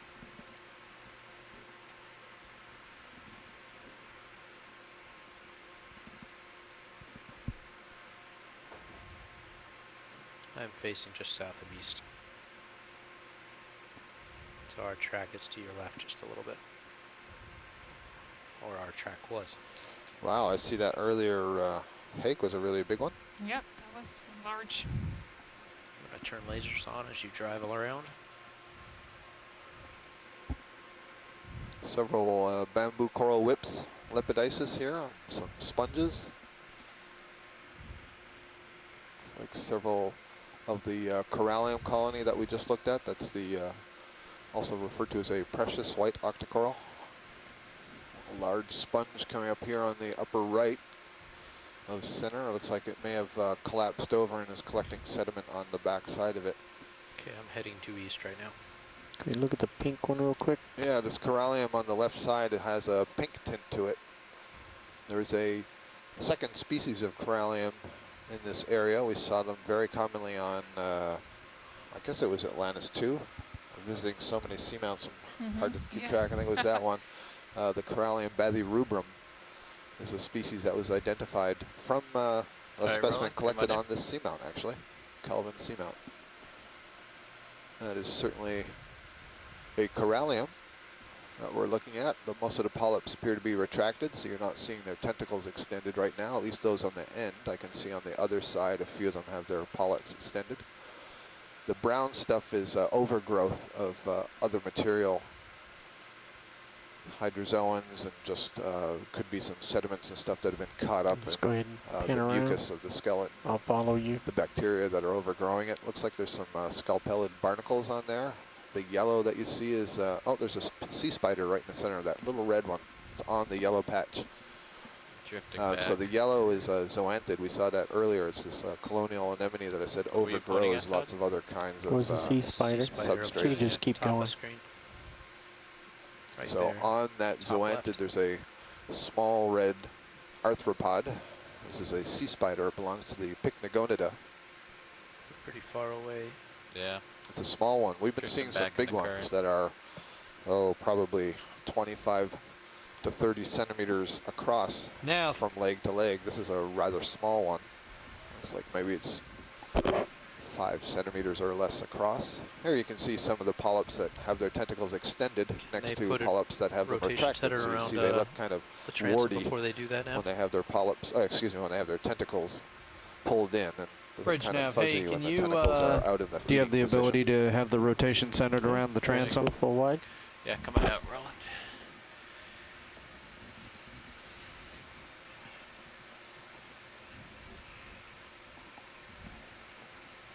Roger that. Sounds good. Full wide. How much are you going to come over?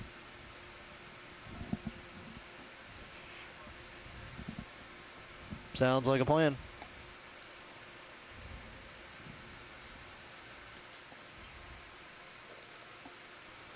You good with all of that, pilot? Roger that. As we move into this sponge, we were noticing this yesterday, these coral colonies that have, it looks like these pink flowers on them. These are all ophiuroid brittle stars with their arms curled up, sort of spiny for a armed ones, two-shot.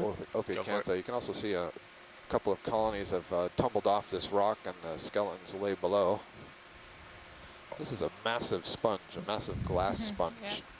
And it does look like it's come dislodged from the rock. You can see that sort of hemisphere-like. I wonder if that's where it was attached. Oh, interesting. I wonder how old it is, but you can see sediment is accumulating on the backside.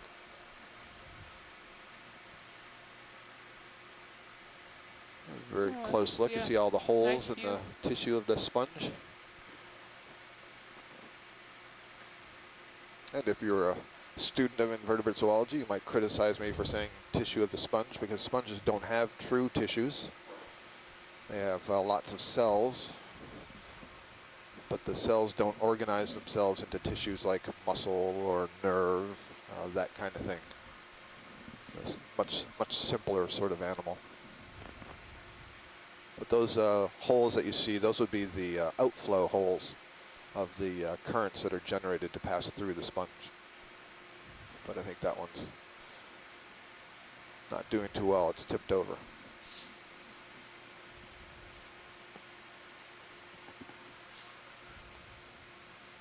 You can see also that skeleton that's tipped over. So I guess we have come up a little ways on this slope. I'm not Yeah. sure. Looks like about 20 meters. I believe those are 10-meter contours. Is that right? We should have This is dropped a 30. target, or did we, Yep. when we first encountered that transition? Doesn't look like it, but Okay. I think these are 10-meter contours. So All we're right. just looking at our high pack bathymetric map plan here, and we are again, on our dive here, our goal was to investigate this interesting feature that we were seeing on our maps. And it had a very distinct sort of bullseye form that stood out to us. And coming up to it, it looked like we were seeing mostly sediment, but we've suddenly hit this hard rock surface, and we're going to follow it to the top and maybe try to figure out what sort of a lava feature this is. Sort of on the maps looks like deformation that you see on land volcanoes when a magma body has sort of come up from beneath, and you see deformation on the surface as a result of that. Can we look at those edges of the lava directly ahead? And of course, having a hard rock surface is excellent for corals and other biology as well. They like to attach these surfaces. It's a big coral in the background. And they can stick up into the water column and take advantage of food that's transported through in the currents. No. Ooh, it's a shame. I'd say on this dive so far, we've had a really good example of Turn that way, sedimentary let me see if I can do some lighting tricks. We saw tricks. the ripples on that plane coming up to this feature, and now we're seeing some nice lava flow features, and also a nice transition from the sparsely inhabited soft sediment environment to this densely populated. And the lasers, or the lasers pointed in that direction? Lasers are on.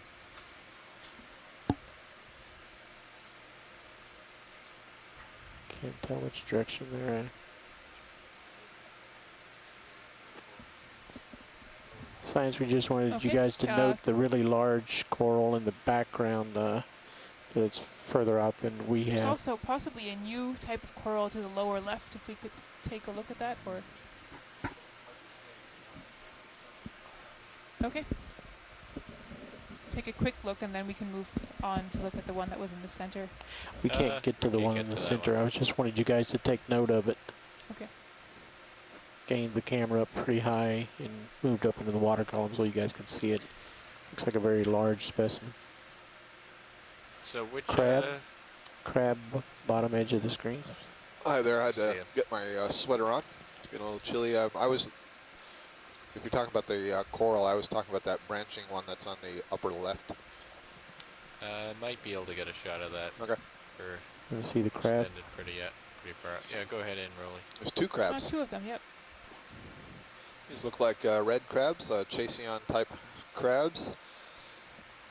Peter Oster was pointing out in one of our previous dives, I think it was on Retriever, that we have Chasion quinquidens out here on the seamounts, and that these are crabs of economic importance. Can you get my lasers, co-pilot? Subject of a fishery. Say again. So we'll see if lasers off. Our scientists on shore can confirm that these may be the Chasion crabs. Oh, no. If they, You want them on? I already turned them off. I already turned them off. If you hear them say that, be ready to pop them on or off. I was trying to figure out my hearing volume. Okay. All right, come out, video. Guys, you're starting to get stretched out in that direction. Is it time for a move? We're ready for a move. How much do you want, like the Josh? Slope is 090. There's 20 meter bump. As we're turning here, we're looking again at that sponge just below us. 30? This is an opportune time tether length. to relay a comment that we had from shore from Stephanie Farrington. Bridge nav. Stephanie for joining us. She notes that this may be the white plate sponge or from the family Pakistrellidae.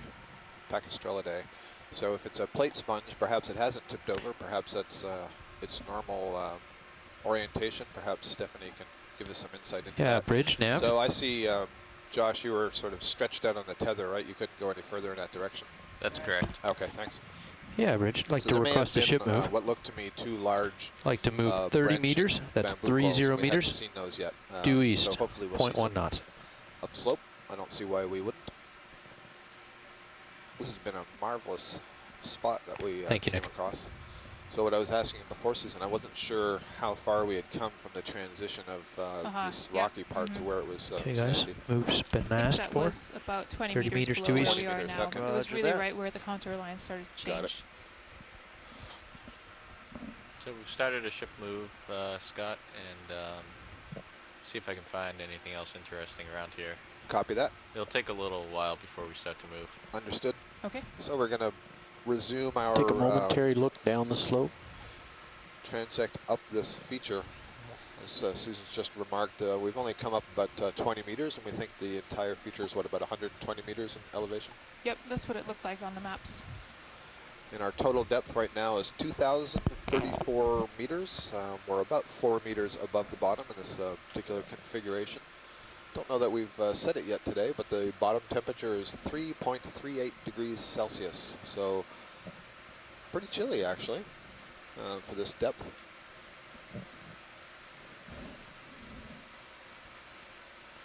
We're looking out over the landscape here. The slope is tilted up to our left. We're sort of turning into it, and the heading of the ROV right now is looking almost due east, just a little south of east. See the dark spot? You'd have to pirouette. We can see many different octocorals growing over this. Would you call this lobate flow, or possibly? I'm still lobate flow. I'm seeing some possible pillow forms, but I'm still calling it a lobate flow. So possible lobate flow. Those tall whips are bamboo corals in the genus Lepidices. These, what we call parasol corals, are Metallogorgia. They basically have a network of branches arising from a stem that's approximately a meter or so in length. Very interesting. Those Metallogorgia never seem to get much bigger than that. They all seem to be the same total height, so there seems to be a fixed height to them. As we zoom in here, we see a series of sponges that is arising from the rock, growing from this underhang, a bunch of glass sponges. There's a upper right corner, there's a black coral, or a fan, Stauropathes. We're trying to peer into this little cave. Is there something swimming around in there? Is there a fish, or is that just a shadow? I think that's just a shadow of the rock. Yep. It's definitely flowed over this area. Plenty of sponges. Backing up on this, try to get some more light. Susan, is this doing you any good as far as identifying anything? Yeah, I'm just seeing again this sort of collapse feature here that reminds me of the lava drain back feature that I had seen more clearly earlier. I'm just seeing this everywhere. There must have been some inflation to this lobate flow. All right, ship moves well underway.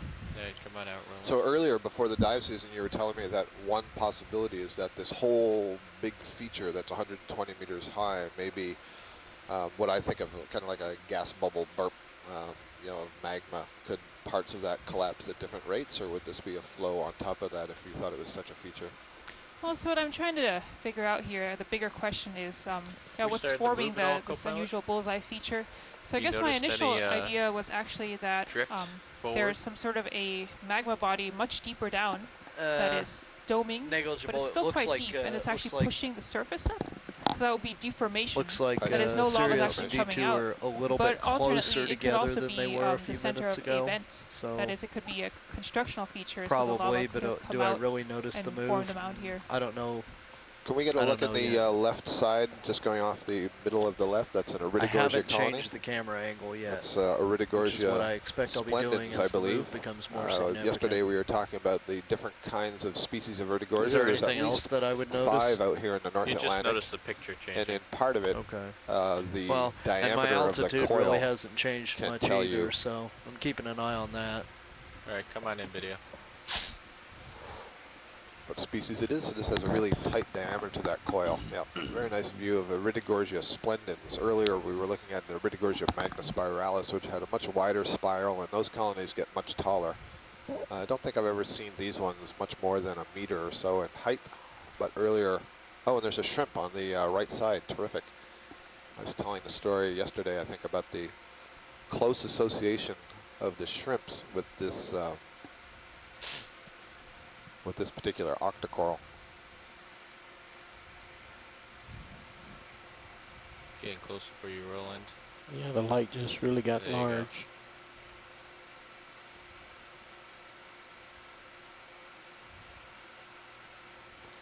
So you can see the very small, delicate polyps arising from the branches, and you see that purple color in behind there.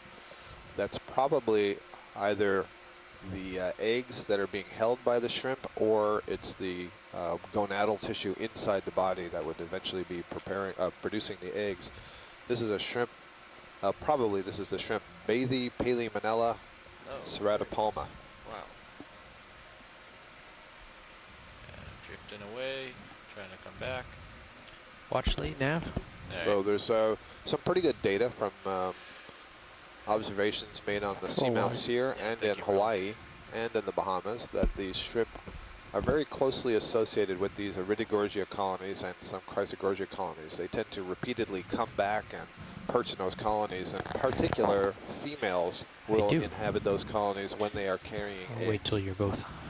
And the thought is that they may be hanging out there for protection from predators. Scott and Susan, this is nav. Yeah, we have about an hour and 45 minutes left on the bottom. Come in partial. And wondering how much headway we want to try to make, or if we just want to go slow and image really nice like we have been the past hour. We really haven't moved in the past hour. I'm going to leave that to Susan. We've seen all kinds of biology, so I want to see what geology objectives she wants to get done. Okay, that's about 450 meters. If you look at your high-pack screen right now, that's 450 meters. We're going to have to pretty much just cruise if that's the goal.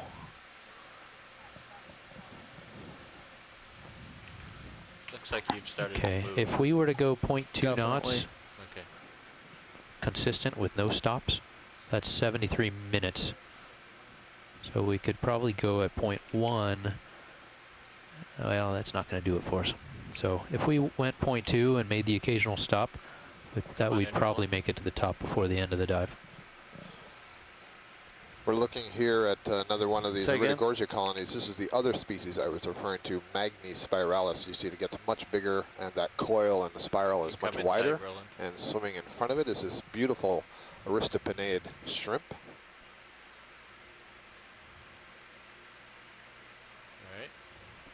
This is also I would known suggest as as we start slow up the steeper stuff, and then we can really start hauling once we get as the contour lines spread apart and it flattens out.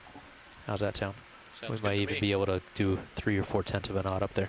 Yeah, copy there is a fishery for that shrimp in the Mediterranean. Once he's finished this move, I'll keep it going at a 1/10 of a knot in that direction, guys. Copy. So they are of economic interest. Susan and our navigator have just been talking a little about our objectives for the rest of the dive. We have about an hour and a half or so, or maybe a little bit less, to be able to be on the bottom. We got into the water. Finish that move. We're going to dial in a steady move at a 1/10 of a knot. Some Gulf Stream currents, so we transferred our original dive site from the not if we don't need to. Let me find out what bearing we need to follow. I think it'd be sort of good to special permission to stay on the bottom longer because we got into the water so late. Normally we would be off the bottom somewhere between 3:30 and 3:45. We've gotten lots of close. 4:50. So we've got another hour or so, which is lots terrific. Of freedom to but we'd really like to see the top of this feature that we're climbing. As Susan and I were just discussing a couple of moments ago, it's about 120 meters in height. We've only come up about 20 to 25 meters. Okay, Bridge, so in order I'm ready to give you some numbers. That objective, we're going to have to why don't we dial in 150 meters at 080. Once the ship starts moving at a higher speed, a steady 1/10 of a knot. And when we finish with some of this steeper terrain, we're going to pick it up. And the ROV Deep Discoverer is connected to the Sirios by a tether. It has its own thrusters, so it can drive around. And it's basically 080, guys. Approximately 150 meter 30 meters long. I'm going to partial. For the operations and safety. Roger that. Two ROVs don't get much more than about 15 meters apart, and so that leaves another 15 meters or so for I'm going to come back over. You got to come way left, Josh, when you're ready. Yep, that's fine. So what we're going to do so is if you want to make your way back over there, I'll keep you on the screen. These very detailed close-ups that we've been getting of all these different corals and the associates with the corals. We're not going to be able to do quite as much. We'll instead move more quickly over the bottom. We'll take some quick zooms. We'll get a good sense of the geology and where possible identify some of the biology that we go by. So that we can see what the top of this feature looks like compared to that I'm way off over the bottom part. Well, currently I'm not turning. I'm actually being pushed ahead because the ship's moving forward. So a good trick as a co-pilot is to psychologically steer your pilot by keeping them right on the edge of your screen where you don't want them to go any further. And they won't go off your screen because they know that's... Because they use my screen to drive. Yeah, no, they do, right? Yeah. Some pilots more than others. Nothing wrong with that. Alright, I'm gonna turn into the current. The herding technique. Ah, Herd your pilot along. gotcha. Alright. So our heading is 080. Yep, so Delta looks good. Sonar looks clear. looks like about 080 right there.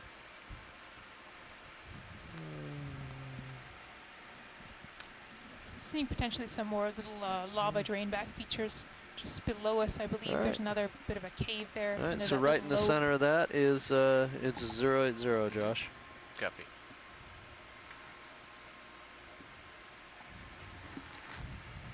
Would you like to see this feature, Susan? Yeah, if we could look there just briefly, that would be great. Yep, we've got time.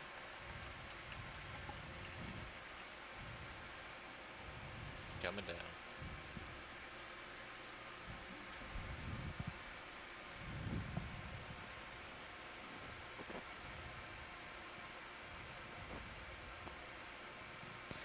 Can definitely see in the Sirius view that Sirius has made some real headway at this point.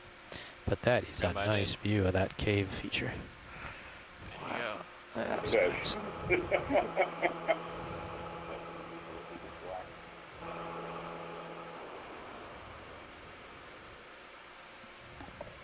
How's that, Susan?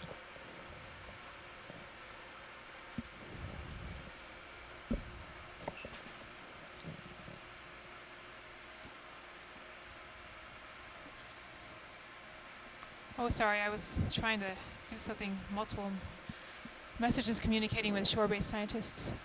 Again, there's so much covering that surface, the ceiling of this possible drain back feature.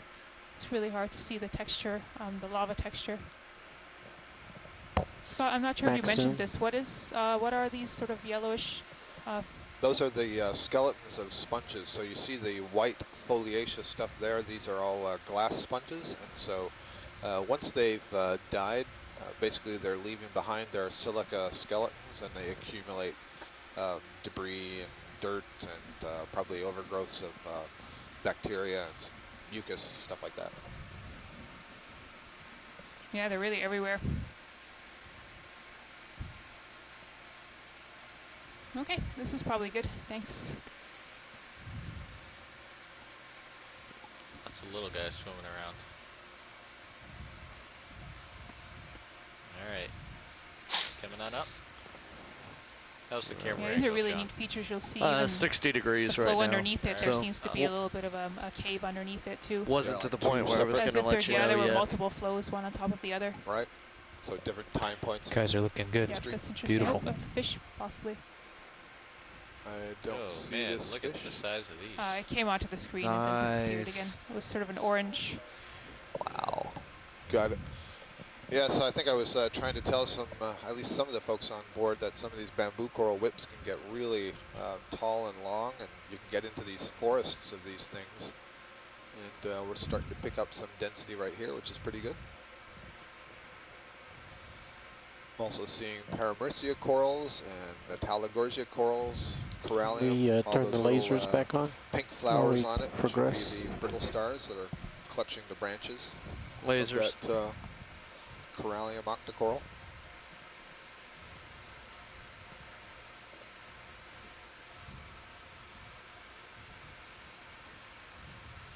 Can you tilt forward a little bit on your camera, Sean?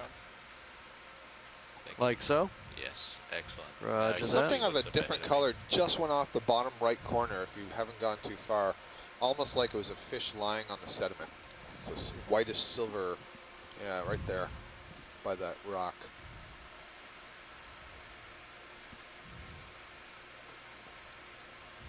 Oh, I wonder if it's a sea pen growing out of the bottom. Come on, video. This is what you're talking about? Yeah, I guess it's come just in a tight. branch, right? Just like a dead skeleton stuck. Yeah, it's that tube. Oh no, it might be the tube of a worm. There's something sticking out of the Old end cup of it. coral.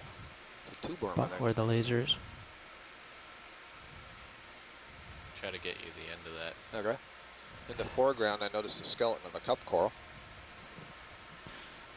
Looks like Sirius is starting to march Any over more? you. I'm also reeling up right now. Believes this might be a Hyalinema. Any more zoom? Max zoom. Oh, I'm sorry. No, Hyalinema is a stock sponge. When I read that, I was thinking of a Hylanesia, which is a kind of polychaete worm that has a tube that it drags around with it. Yeah, so I saw a cup coral skeleton, and that must be a worm tube, a polychaete worm tube. Yeah, 75 degrees, Josh.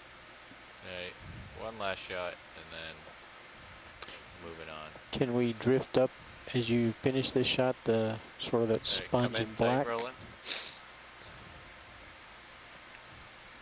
Say again? There you go.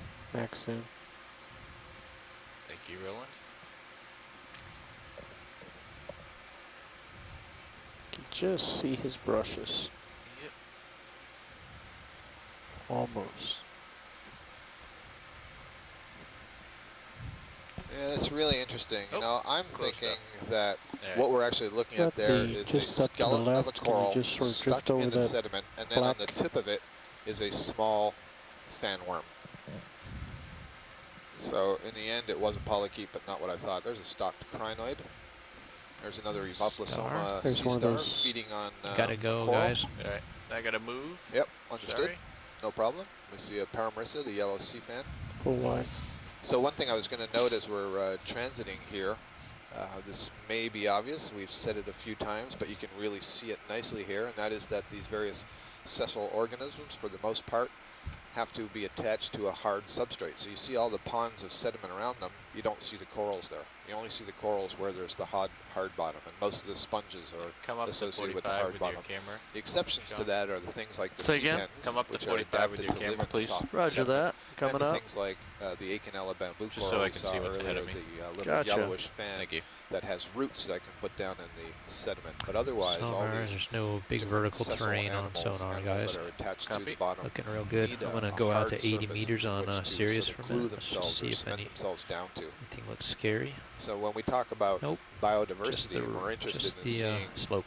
these communities of all the sessile organisms and the animals Back that they to attract. 50. We need to go to places where there's exposed hard bottom, and I'm gonna seamounts are bring D2 basically down to these 20. islands of exposed hard bottom that are sticking out of the surrounding vast plains of mud that surround us in the abyssal. So just off the seamount, if you go down to the bottom, it's about 5 kilometers deep. It's just mud for hundreds and thousands of miles. So these seamounts are different. Is this actually yellow?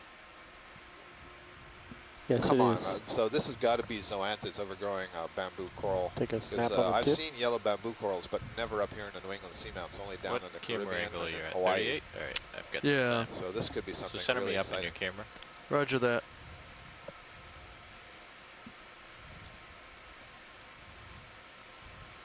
And there you go.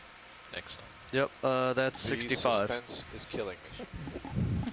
Sean, you can get the, Just gonna take my time Yeah, I settling can up see the that. here. idea. Thanks. When he's moving, look out. When he's still, keep him in view. It's got to And be then bark at him Zoanthids. as you It's get gotta be. close to vertical. You know what I mean? 10 Yeah. tentacles. Oh, come on, you can't Oh, count he those. was Okay. he was coming up and I was coming All right, up. come on in, Stopped and I Catching was on to you, finishing Roland. that. Yes, those are Zoanthids. Okay. A little calmer here in the back row. So this is a bamboo coral skeleton, which has been completely overgrown with this parasitic colonial anemone called the Zoanthid. You can see all the individual I'm gonna polyps of drift the Zoanthid with back its to my feeding starboard tentacles here, Roland. extended.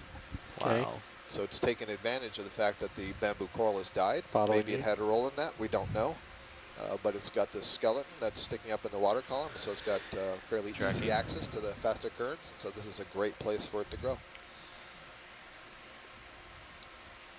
Great job, Joss. That's really nice. And Roland on the camera. Thank you. There's some kind of a jelly in the Sirius view coming in and out. Might be gone now. Okay. When you're ready, Roland.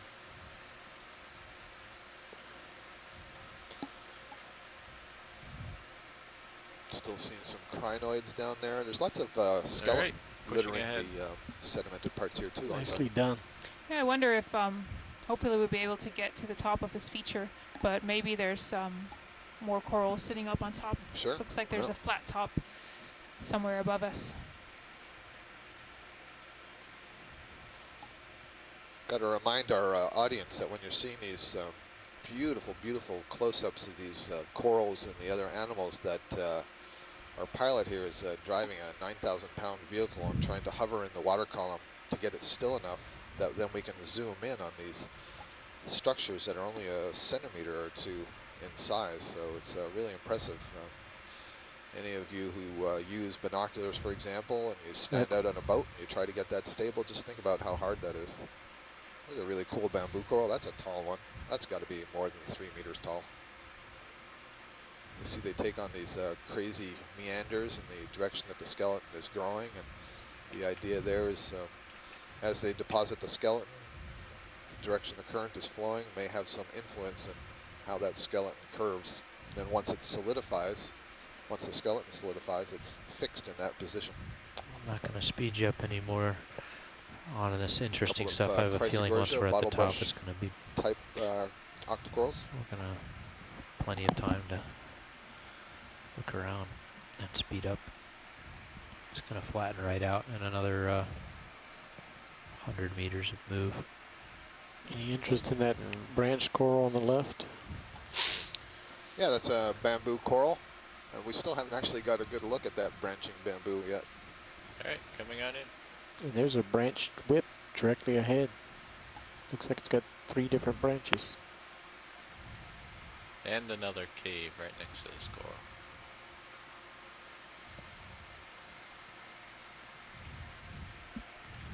Oh, here's a really nice feature again. One of these possible drain back features.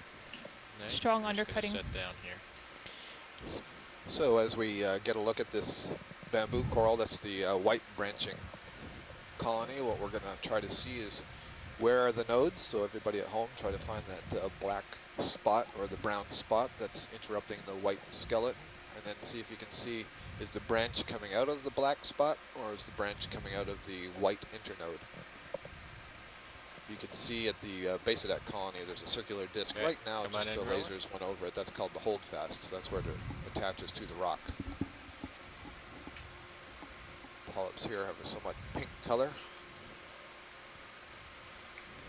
So I'm cheating because I know where this one's going to be branching because I recognized the branching pattern before we got to it. We'll see if anybody else can spot it.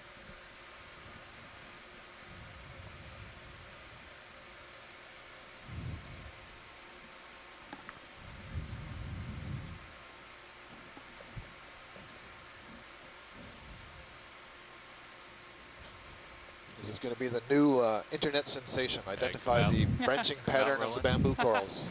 Yeah, you're. So that was you're branching at the starboard nodes. manip- This is might- an Isidella. Backing up. Thank you. You're full wide. Thank you. You're gonna scratch up Roland's brand new chip chart. Can't do that. Oh no. All right, coming up. 80 degrees, Josh. 80 degrees. All right, time to move. You can take a quick look at the cave. Yeah, we could try to see the back or side walls of it. So what I'm looking for here, I'm really trying to get a sense of what was the surface, so what was the horizontal at the time that this formed. And if we could somehow see evidence of this lava drain back. Uh-oh. So sometimes if the lava stays at a certain level, we'll actually get some evidence of that on the walls of a drain back feature. That is, there'll be a little bit of lava sticking out that tells us where the surface of the molten lava was in the past. And what we're really interested in here is whether this is really a deformational feature. That is, that the lavas form here on a relatively flat surface and were then sort of pushed upwards from the center and are now tilted towards us? Or did these actually, was this constructed by lava flows coming out? So that's sort of what I'm looking for here, and it's just really hard to get a good Straight view down, in those Josh. features. Copy that, Sean. Fortunately, So- Susan, I have to push ahead. What's Roland, you thought this one was branched, and I Talking think to you're Susan. right. It looks like a whip that has a branch coming off about halfway up And a and another pirouette one around coming it. up towards the tip. Looking And ahead. this is kind of interesting. We've seen this thing Oh, keep me before, in view a and little one of the bit. questions that What's we that? have Keep is me in view just a little bit. this Is that good enough? truly a branch Good. from Okay. this whip-like colony, or is this a situation where Can we some of look the at the tissue has been scraped joining away and a portion? larva has We gotta settled move on on. the branch and started growing? So they're actually Snap. 3 separate Yeah, you can colonies snap just in. growing on top of each other. And one of the ways we are wondering about this is if you see the branch point, instead of a pure branch, instead it looks like one has overgrown the other. It's almost like a sleeve or like a twist tie, if you want. I wonder if we can see a swelling here. You know, there's something weird going on at that branch. Look at the way the polyps are arranged. It looks like that branch that's going upwards is coiling around the one that's going below. All right, come on out, Roland. So to go into stay go-kart mode tuned. for a We still minute. don't know the answer to that. Another possibility is that there's been some damage, and then when there's some regrowth, the new tissue that's growing will secrete an extra layer of skeleton that grows around the existing skeleton. Or just that may be that at some point these whips do branch, and we don't have enough information to know if that's what's going on. They're relatively slow growers, and we haven't had the opportunity to do some long-term studies on these seamounts to return and watch the growth pattern through time. But a really interesting question. We saw earlier on that there was a sea anemone that was living on the tip of one of these bamboo corals that had no tissue. Camera's at And that's 40 a right now, Josh. good indication that larvae will settle on these colonies and grow. Here's another one of those large plate sponges that we saw earlier. Stephanie Farrington had a suggested name, or at least the family that it belongs to, and I'm going to see if I can find it. Can we look at the I bottom just have side? to call out that these are pillow lavas. I'm seeing this sort of really neat tubular form, almost flowing down the slope. And a little bit back, we just passed it, there was a very nice pillow shape. So Pacastrellidae And is the name that she gave. That would be the directly name for the below us. family that Keep going includes down. these sponges. And this one looks in much better shape, almost like a Directly- sort of a giant sombrero sort of thing. Is that a crab? It's It's, fairly thick. Yep, something I've there's a not little seen crab before. sticking out. Yeah, that's a different kind of crab. I wish I It's could a remember the name of coral. that thing. Oh, I see. That's why it's such a different kind of crab. Yeah. All right, come on out, That's a Roland. coral skeleton. All the branches are broken off. It's pretty much dead. There's no tissue on it. It's two sponges. Pacastrellidae is a possibility for the family that this sponge belongs to. And then there's a second glass sponge that's sort of growing out it in that Clear when you are. sort of Right. goblet shape, or yeah, I think goblet shape is a pretty good description of that. Yeah, we're pushed out a bit here. See a nice, yep. We see a nice bamboo coral that's got a number of coils to it. Snap on the ones with all I the don't know star oporoids. I don't know if that means that Go the ahead. Roland. currents change a lot their direction in this particular location, so that happens to have changed its direction of growth an awful lot. So here you just see all these Ophiacantha-like brittle stars that have clambered up on this colony. It looks like a Candidella colony, an octocoral that we imaged earlier. And these guys are pretty much fishing, Lost the light. Yeah. hanging their arms off into the water, hoping to snag something. That looks like a Swiftia next to it, if Andrea is still on the line. That Can we red snap and sniff octocoral here? that you see on the Swifty, right come side. on in. Very thin branches.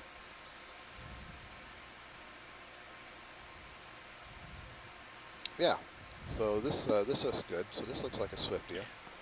And you can see actually the polyps are extended on the right side. That's great. So you can see on the left, all you see are these sort of nodes or bumps or warts. But on the right, you can see there's this lighter orangey brown color, and that's the polyps extended from the thick tissue, their tentacles out in a feeding position.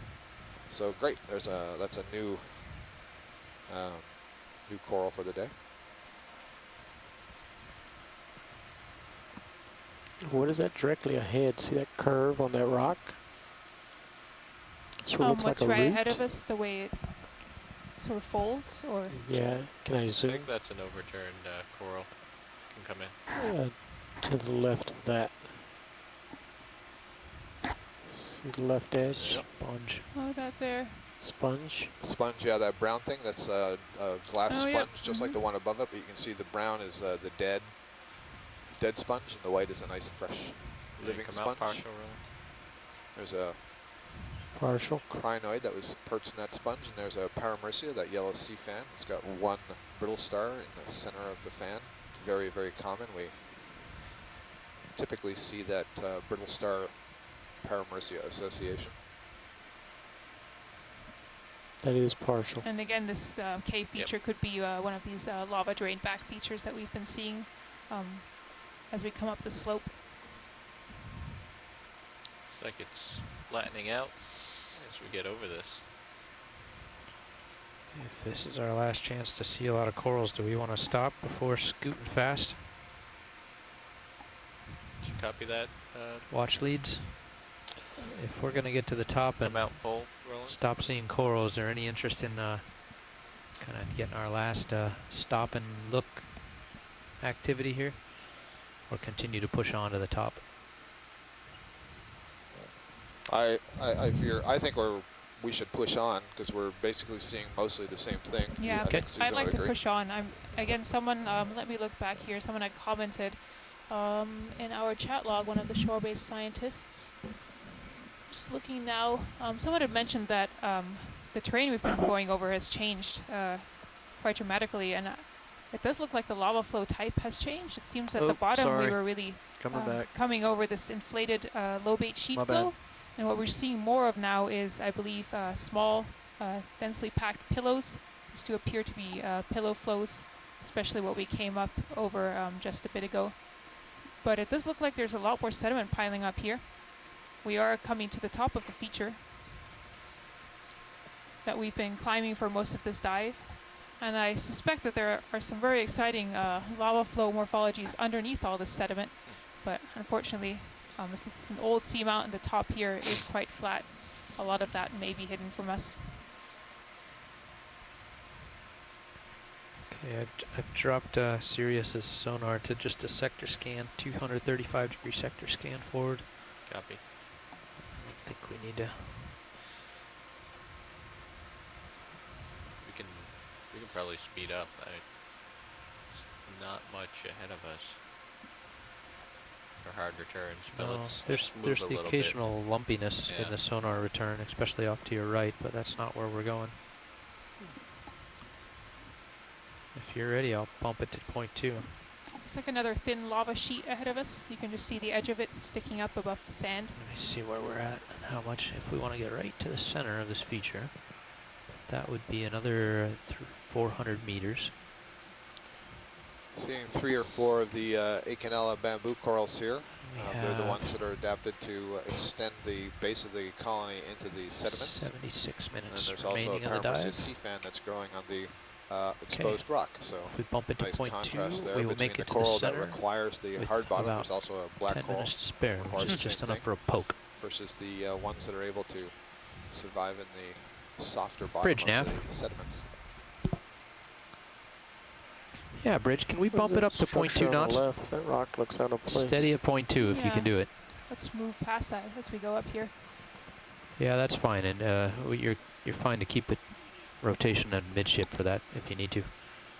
Our depth now is Yeah, that'll just keep us moving along in that 1,995 right direction. meters. And we are moving Thank you. just a little north of east. Our heading is Guys, 063. copy that. We're going 0.2, and you Moving might up change this, the head a little bit, but that's just going to dome-like sling feature you a that little we bit have, further east, which targeted is to explore for the day. kind of what we This want dome-like anyway. feature extends about 120 meters above the surrounding Slightly north. plateau of Kelvin Seamount here. We're kind of, the dome itself is perched kind of near the southern rim. Susan, did you want to say Yeah, that? actually, could we get a quick zoom in on this really thin sheet ahead of us to see how it's undercut? And if we could turn the lasers on, it'd be useful to get a thickness measurement on that. Absolutely. Lasers. Coming down.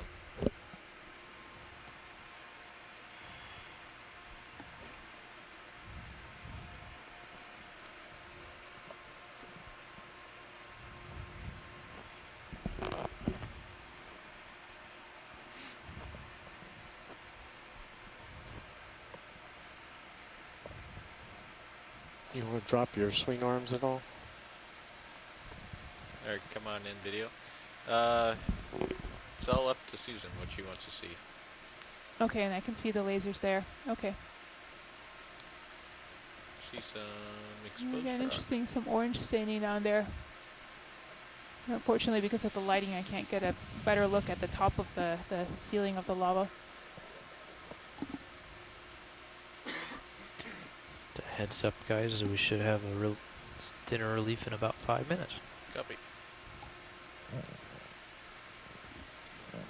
Okay.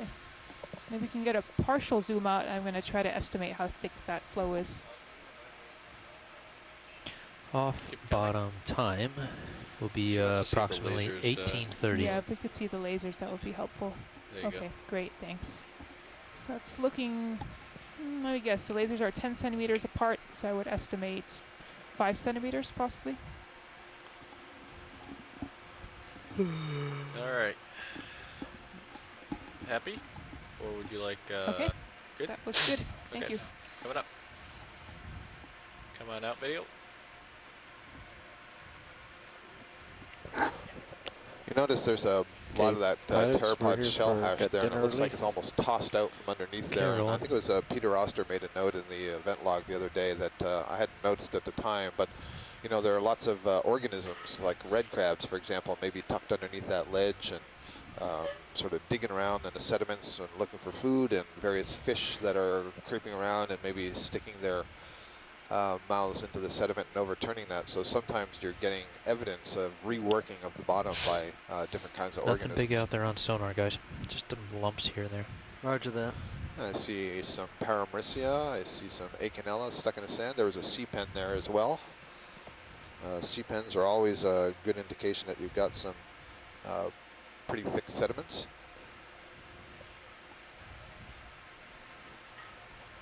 Sides of these rocks are much darker, aren't they? Yeah, looking at the sides yeah. here on the right too, these little lobes. These again could be thin pillow tubes. Definitely looks like a pillow. I don't know how you could not want to study bamboo corals when you go through an environment like this. There's also a couple of, sorry. I don't know how you could not want to study pillow lavas going through an environment okay, like fair this. enough, fair enough. Yes.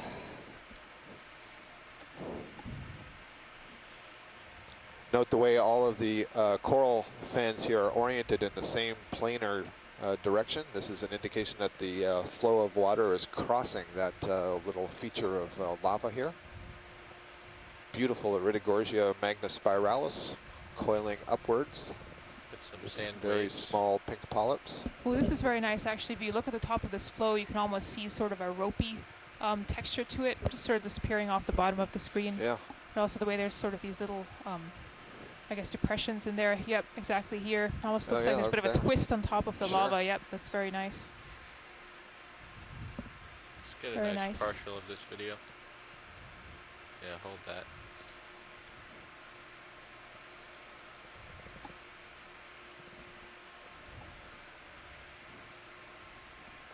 Great, Nice yeah. view. Just reminds us again that this was once an active flow. Seamounts are my favorite. Me too. I love diving on seamounts. This little xenophyophore there as well at the base of that coral. There's just, I mean, we're seeing so much biology that I can't keep up with explaining it all. So if somebody has a specific question, I will be happy to answer it, but I'm not going to keep calling out every colony we see. There's several black corals, Storopathes. I haven't noted them in a while. They're the ones that have this sort of deep orange-brown color to them. Yeah, just keep holding this partial zoom video. Looks like the base of a very thick bamboo coral with lots of ophiuroid brittlestar arms tightly wound around that skeleton. And an Iridogorgia splendens. One with a smaller coil to it and a much shorter colony than the magnaspiralis, which we've seen very tall in the area. Yeah, coming tight on the skeletons here. You're a couple meters up, Josh. Yep. Just so you know. Yep. Lots of debris here, so we're seeing among that debris, it's a little hard to tell, but some of these are cup corals that are what we refer to as subfossils. They basically fall in place and then they get a manganese coating. And when we were here back in 2004 and 5, we had some geochemists out here with us who were interested in different methods to learn something about our paleoclimate. So essentially, what was the temperature of the water and how much oxygen was in the water 10, 20, and 50,000 years ago.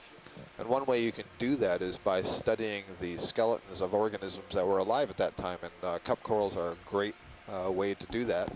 Essentially, they deposit this skeleton, and the skeleton takes up chemicals from the water, including carbon and oxygen, and you can look at the isotope ratios of those compounds that are in the skeleton to interpret how long it has been since the skeleton formed, and you can get an indication of what the temperature of the water was at that time.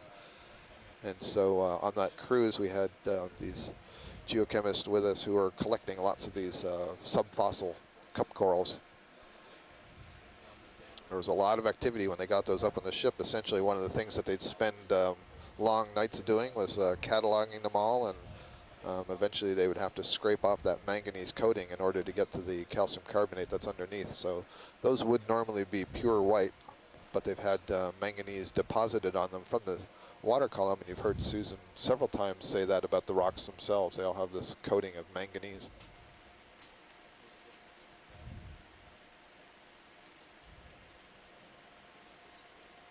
We haven't actually seen very much in the way of live cup corals today. I think earlier on when we were in the sedimented area with the ripples, we saw 3 or 4 colonies that were associated with the soft sediments, but I don't believe we've seen any live ones attached to rock.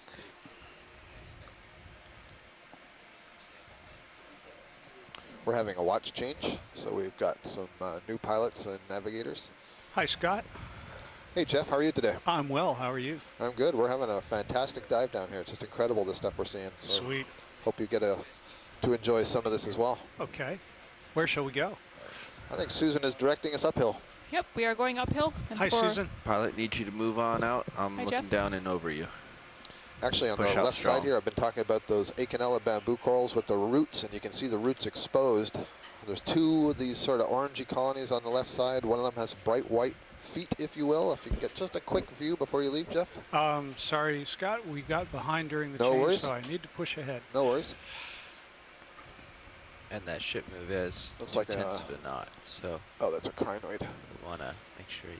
You're going to have to push out harder than Oh, you look are. at, you see there's a Acanella with the Shot roots, quick. all those root masses sticking out down below. That was great. We'll get a frame or a clipping of that. Oh, this is a nice pillar flow here. You see on the right side this tube kind of coming down the slope. This is very nice.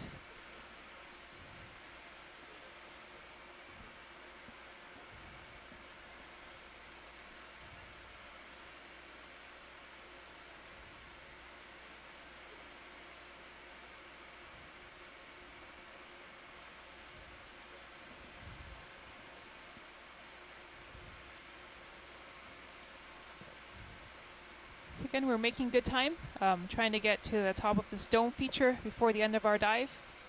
And Scott, I don't know, do you know how many minutes we have left before we have to end the Center dive? my Yeah, we have screen's where you wanna about be. 1 hour, perhaps a few minutes more than that, but the last update I got was 18:30 off bottom. Okay. And I believe we have about 300 meters horizontal distance till we get to the top of the slope. So I believe we will be able to make it to the top of this dome feature that we've been climbing for most of today.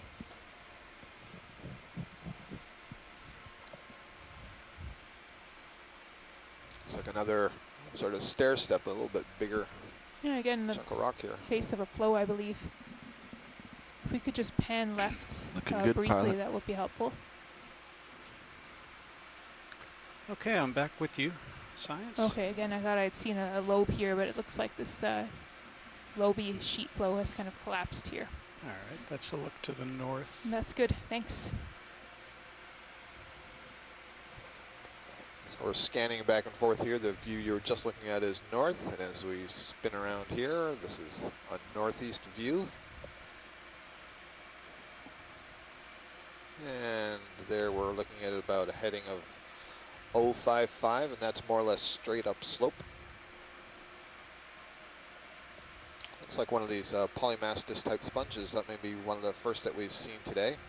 I'm referring to a sponge that has, it almost looks like spines extending from it. They're not spines, it's just outgrowths of the sponge, but it makes it look from a distance like a sea urchin. But it's actually a sponge. I think it's the first of those that we've seen today.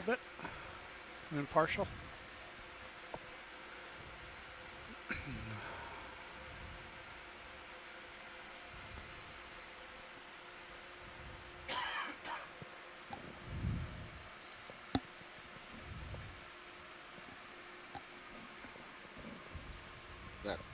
sponge that we're looking at is surrounded by other sponges. It's like a grapefruit sponge down below. It looks dead. It's got a lot of sediment on it. Some others kind of ringing around it. Most of these are dead, but in the background there, the large flat white one you see is a glass sponge that's doing very well. Thank you, Jeff. That's good for me. Alrighty. Video when you're done. All set. Thank you. Video, can we get zoom on D2, please? On Sirius HD, yeah. And full wide video. Full zoom. And Thanks. So, Susan, I'd say kind of overall that, well, you know, you were wondering about little the back out. formation of this dome, and it's definitely not a sediment pile. We can No. definitely say that. We can definitely say that. Roger, thank you, video. You can come back wide. No, this is really striking, and again, I've been sort of discussing with some shore-based scientists some ideas of the transitions we're seeing here, because I'm starting to see a pattern that we come up over these slightly inflated lobate flows. Then suddenly we hit a zone where we're seeing pillows. And so I wonder what's happening is maybe there's a sheet flow that's spreading out, and then sort of at the edges of that flow, maybe as the sort of farther away from the lava source, it's slowing down, it's actually turning into pillows. So little fingers coming off the edge of the sheet. And what we may be seeing is we're coming up over multiple sheet flows that have stacked up on top of each other. So we're kind of going through these transitions. That's sort of the story that I'm seeing right now. So ship move is complete. Thank you. We're seeing some of these, what we're referring to as grapefruit sponges, and a couple of the white fans there are corallium, and the red dots that you see on them are brittle stars that have clambered up over the top of them. And the orangey fan was a black coral, genus Storopathes. This sort of looks like it, maybe like a giant tube that's collapsed, you know? That's, because we went up one side and then it just dropped off, and looks like this would come up and connect to it. It would be nice actually to get a view back. I don't know if that's possible. I think we can do that. Maybe lateral to your right, Got kind time, yeah. of swing.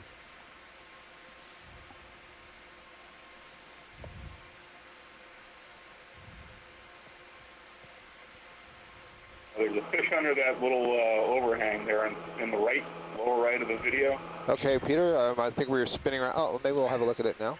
Yep. Standing by? Yep. That is not a skeleton because it's moving its tail. Okay, video. I've got a lot of training in that area.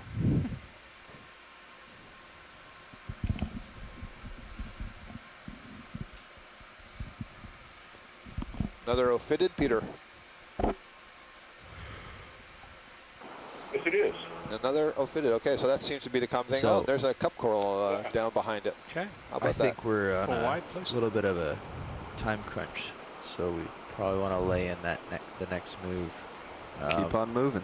We're going to change heading slightly from 080 to 065.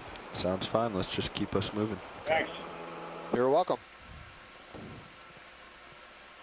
Is 0.2 knots good for you, Jeff, still? Scott, what you have pointed out is true. They're trying to make it seen to the sort of a top break of on the left side, and also on the right side. This could be just a huge inflation feature that has collapsed.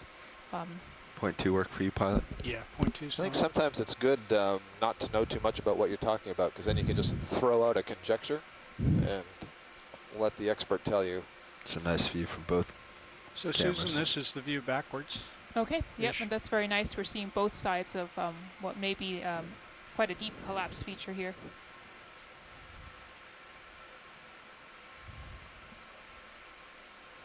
And actually, I've been communicating on our chat log with Lisa Gilbert, who's one of our shore-based scientists and marine geologists, also interested in seamounts. Please? And she had pointed out that since we're kind of coming up to the top of this feature, that we believe to be a deformational feature. It's neat that it's flatter here, and perhaps that's why we're seeing both sides of these collapse domes, these drain-out features, whereas below we were often seeing half of the dome, whereas the rest had sort of broken off, and the whole sort of drain-out feature was tilted downwards. So that is possibly indicative of deformation. As the top is flat, further down everything is tilted out, as if this dome was pushed up from the middle.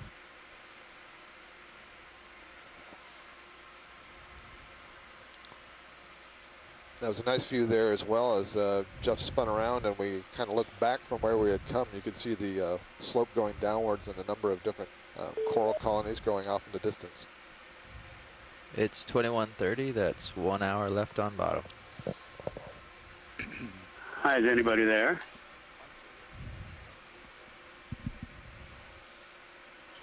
I just heard somebody say, hi, is anybody there? Front row has Scott, can you hear me? This is Chuck Messing. Scott, do you hear Chuck Messing? Looks like there's a change in the back row. Stand by.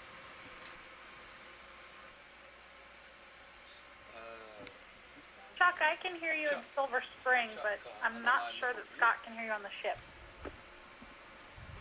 Yeah, hi, sorry, I'd had my head set off, so who's calling in?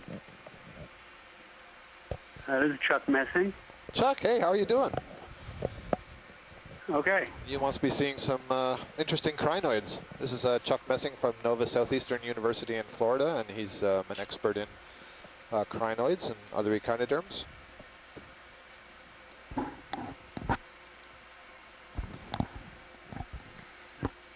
And the reason I was calling, I was watching the videos, the first time I've been able to log in, and I saw a purple feather star a little while ago on one of your last close-ups, and if I'm not mistaken, that's something called Xenometra, and I don't recall it's ever been found this far north in the Atlantic. There's down in the Caribbean and over one specimen in the eastern Atlantic, and so that was really interesting.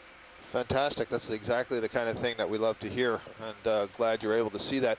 I remember great. that one, Chuck, and we got some really good close-ups if it's the one that I'm thinking of, so we'll have some good images, and I will certainly keep my eye out if we see it again, and hopefully you'll be close to the phone and can talk about it when we see it. Okay, yeah, right. It's really easy to identify, actually, if you do zoom in, because it's got very, very long hooks, the cirri, and also the knob in the center, the centrodorsal that the hook's attached to on the underside is like a little tall column, very unusual relative to the other feather stars. Okay. Video. I will certainly do my best to look out for that.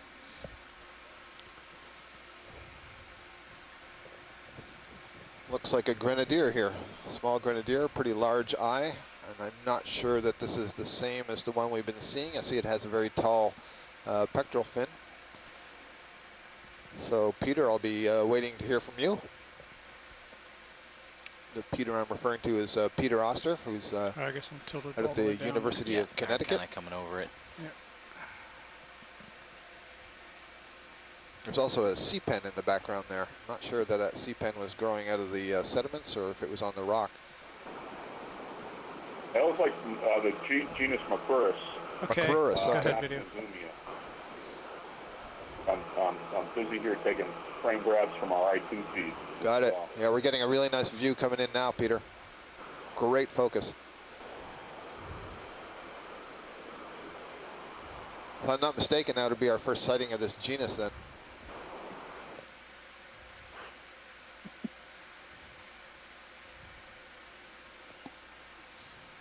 That's a fantastic image. A cooperative subject. I was just remarking some great flying. Nice, yeah, okay, that's a great view, and that grenadier there is approaching a black coral, genus Storopathes, and I noticed, just for notation for our data, as we were following this fish, I saw some of the purple stoloniferous octocoral growing over one of the skeletons.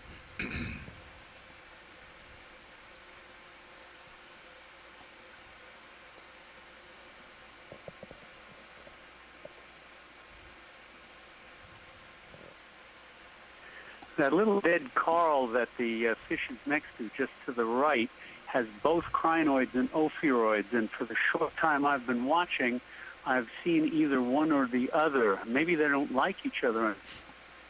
Chuck, I have seen on a couple of the past corals that we looked at where almost the cirri of the crinoids are almost wrapped around some of the ophiuroids, so that's not too unusual from what I've been seeing today. But yeah, at least on this one, they are spaced, aren't they?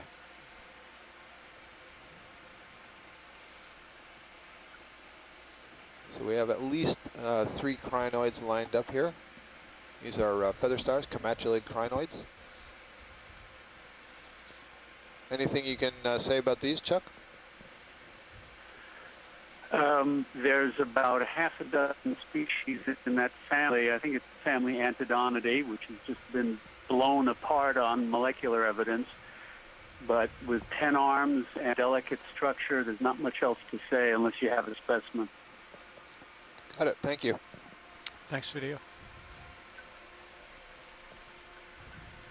On that top one, actually, you can see the gonads, the little white pinnules. They are fat with eggs.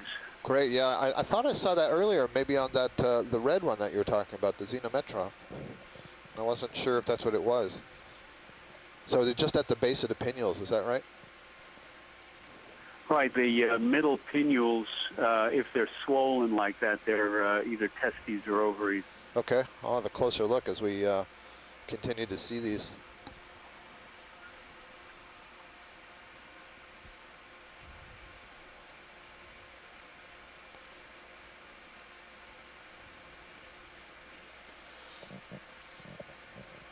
This is one of the great things about telepresence, is that you can get phone calls and remarks in the chat room from experts in different fields to further educate you and educate everyone who's tuning in.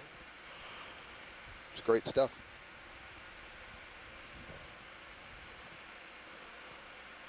I'm just looking at our bathymetry here again, our maps of the seafloor here, and it looks like we are coming up onto a flatter surface.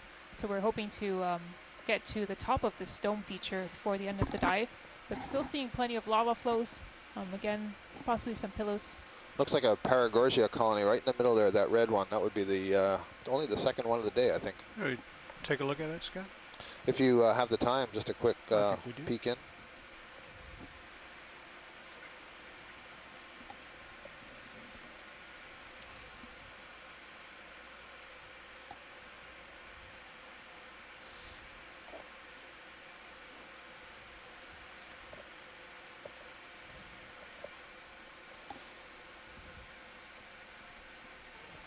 All right, video.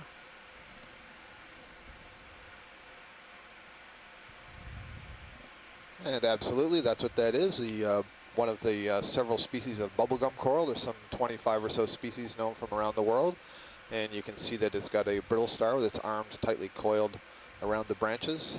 Somewhat different from the other brittle stars we've been seeing. There tends to be an association of certain types of species of brittle star with these different corals. And then you can see one barnacle up on the tip of the branch there, and I believe there's even a crinoid. Chuck, nope, it's a sea spider. There's a sea spider on the leftmost branch. He's moving around there a little bit. This is a white one.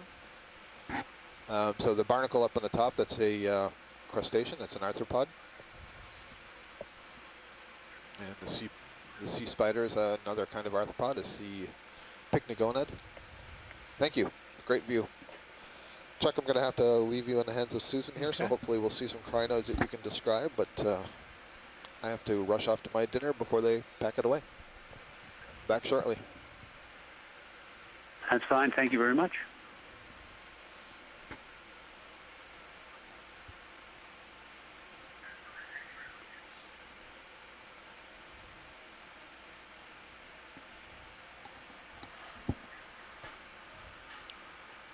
Let's just take a snap zoom on the sponge.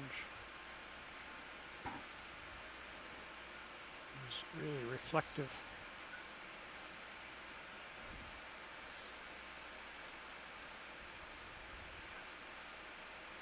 Looks like a little bit of sediment has piled up there on the inside of the sponge. Tiny brittle star to the top left too.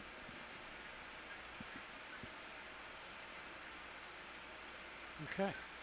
Full wide.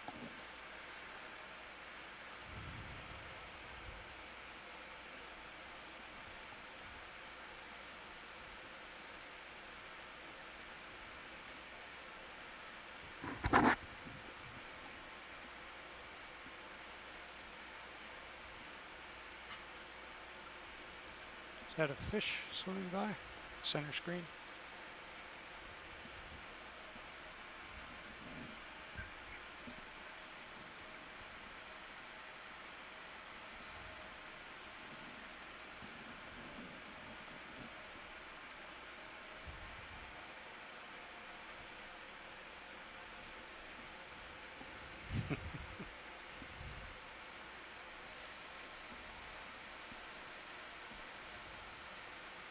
Is that enough for an ID, Susan?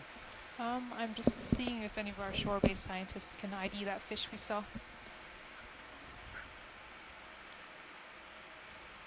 Going again, video. I'm not sure if any of them are on It's our pretty small chat room. It looks like a stomiatoid, a mid-water fish of one sort or another. Okay, he's not cooperative. So I don't know if you had seen the whole dive today. Is that something Over we saw top of earlier? you, I time don't to think move so. on. Okay.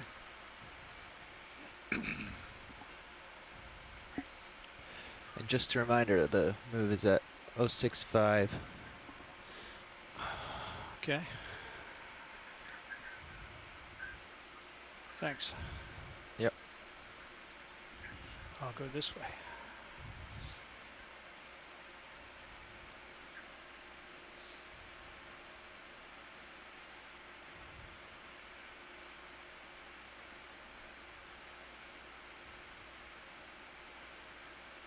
And a little bit lower down, we were seeing some really nice pillow lobes. Here again seems to be a little bit flatter, still sort of a lobate top. Here on the left, more of a flatter sheet flow. And ahead of us, another step or possibly a pillow tube coming across the screen. Yeah, we can try to get a nice view down this long feature.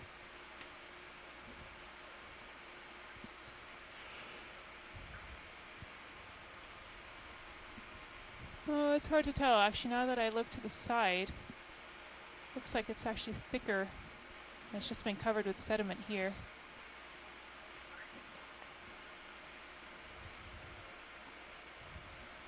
I was thinking this could be a single individual pillow tube that's just been sort of spilling down.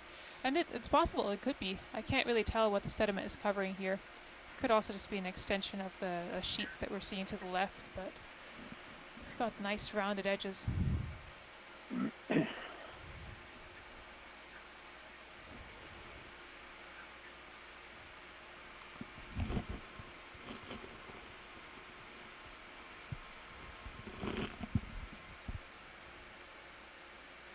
More sediment here.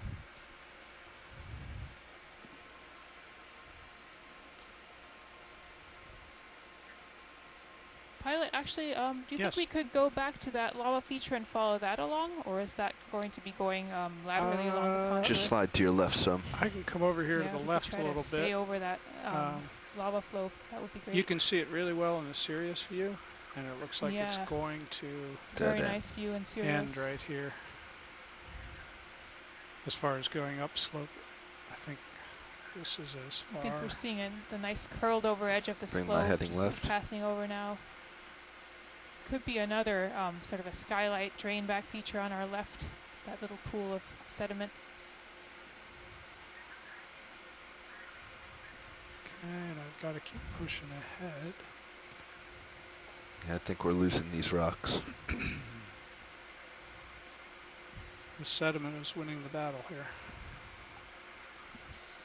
Coming back to motion. Okay. Come back to the right. And again, just looking at some of the terrain here. It's just a very sedimented Looks slope. like we have about another 15 vertical meters to go till we get to the very top. Starting to see a lot more sediment here.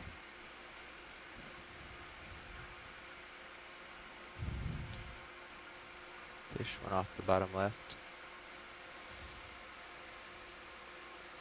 Looks like a grenadier. Let's see if we can get him. Or is there a fish somewhere? I'm not seeing it, but I heard a whisper of grenadier, possibly. See that little black object on your left corner? That's where it is. Down.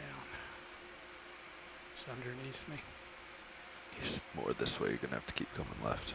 Oh, there we go. There was indeed a fish down That there. one? Let's get a zoom in for our fish experts. There you go, video. Come down and get closer to the bottom.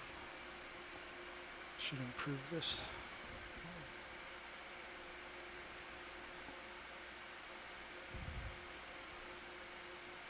Okay, this is a blue hake Antemora.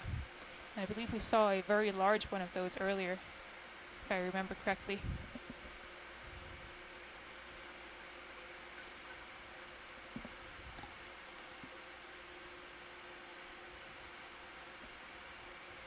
Seem to be fairly slow-moving fellows.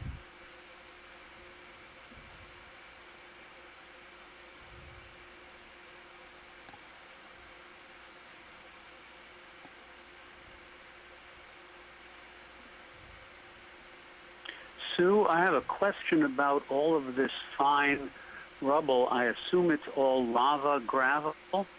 How does that get eroded? So I think, well, it's covered in manganese crust. I'm sure there must be some lobes. Just looking at the texture sometimes on the tops of the flows, there's little lobes that could easily break off. I'm not sure kind of what power would be able to break off so many pieces. That's actually a good question. I was just thinking about where this was coming from. If we assumed it was carried down from further above. We don't have much further to go. I'm not sure how much hard rock is above us. And again, I'm not sure if the currents will be strong enough to break off a lot of material. That's a good question. I guess the Seamount has been here long enough that has accumulated.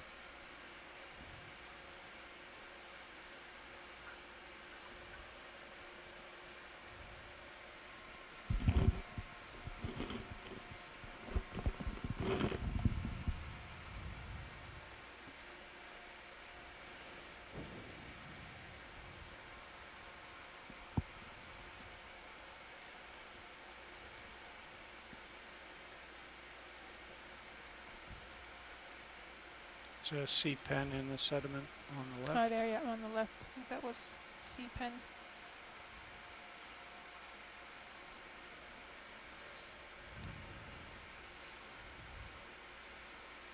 Ah, I see another lava flow front ahead of us, possibly.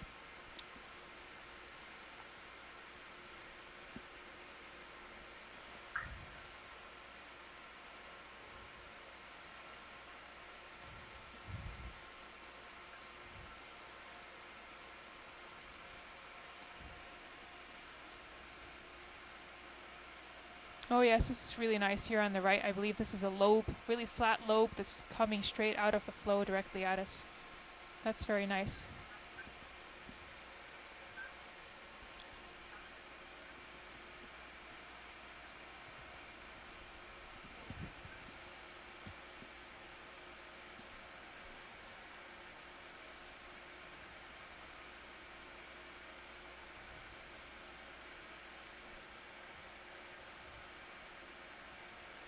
And the flows here look very thin, and possibly lobate sheet flows. Transitioning into possibly a pillow form, as we had seen on the left. Just the way these fingers stick out of the edges of the main flow.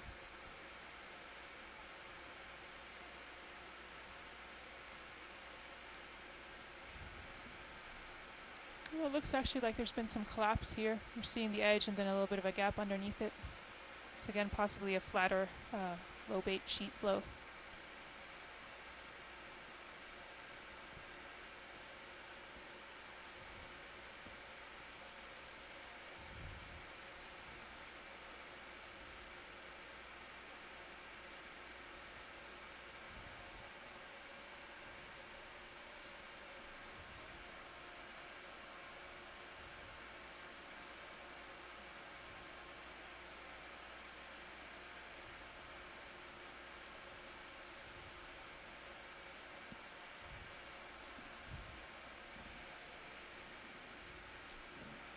Some whips here on the left. Actually, could we zoom in on one of those? Mm-hmm. How about the one that's coming up on the center? Okay, that sounds okay? good.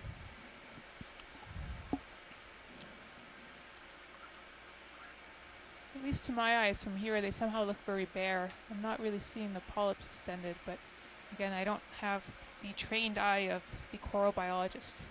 Video, let's go in at the base and I'll pan up. Oh yeah.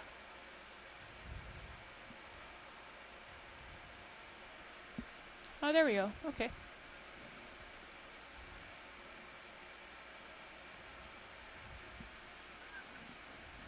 Wait for it.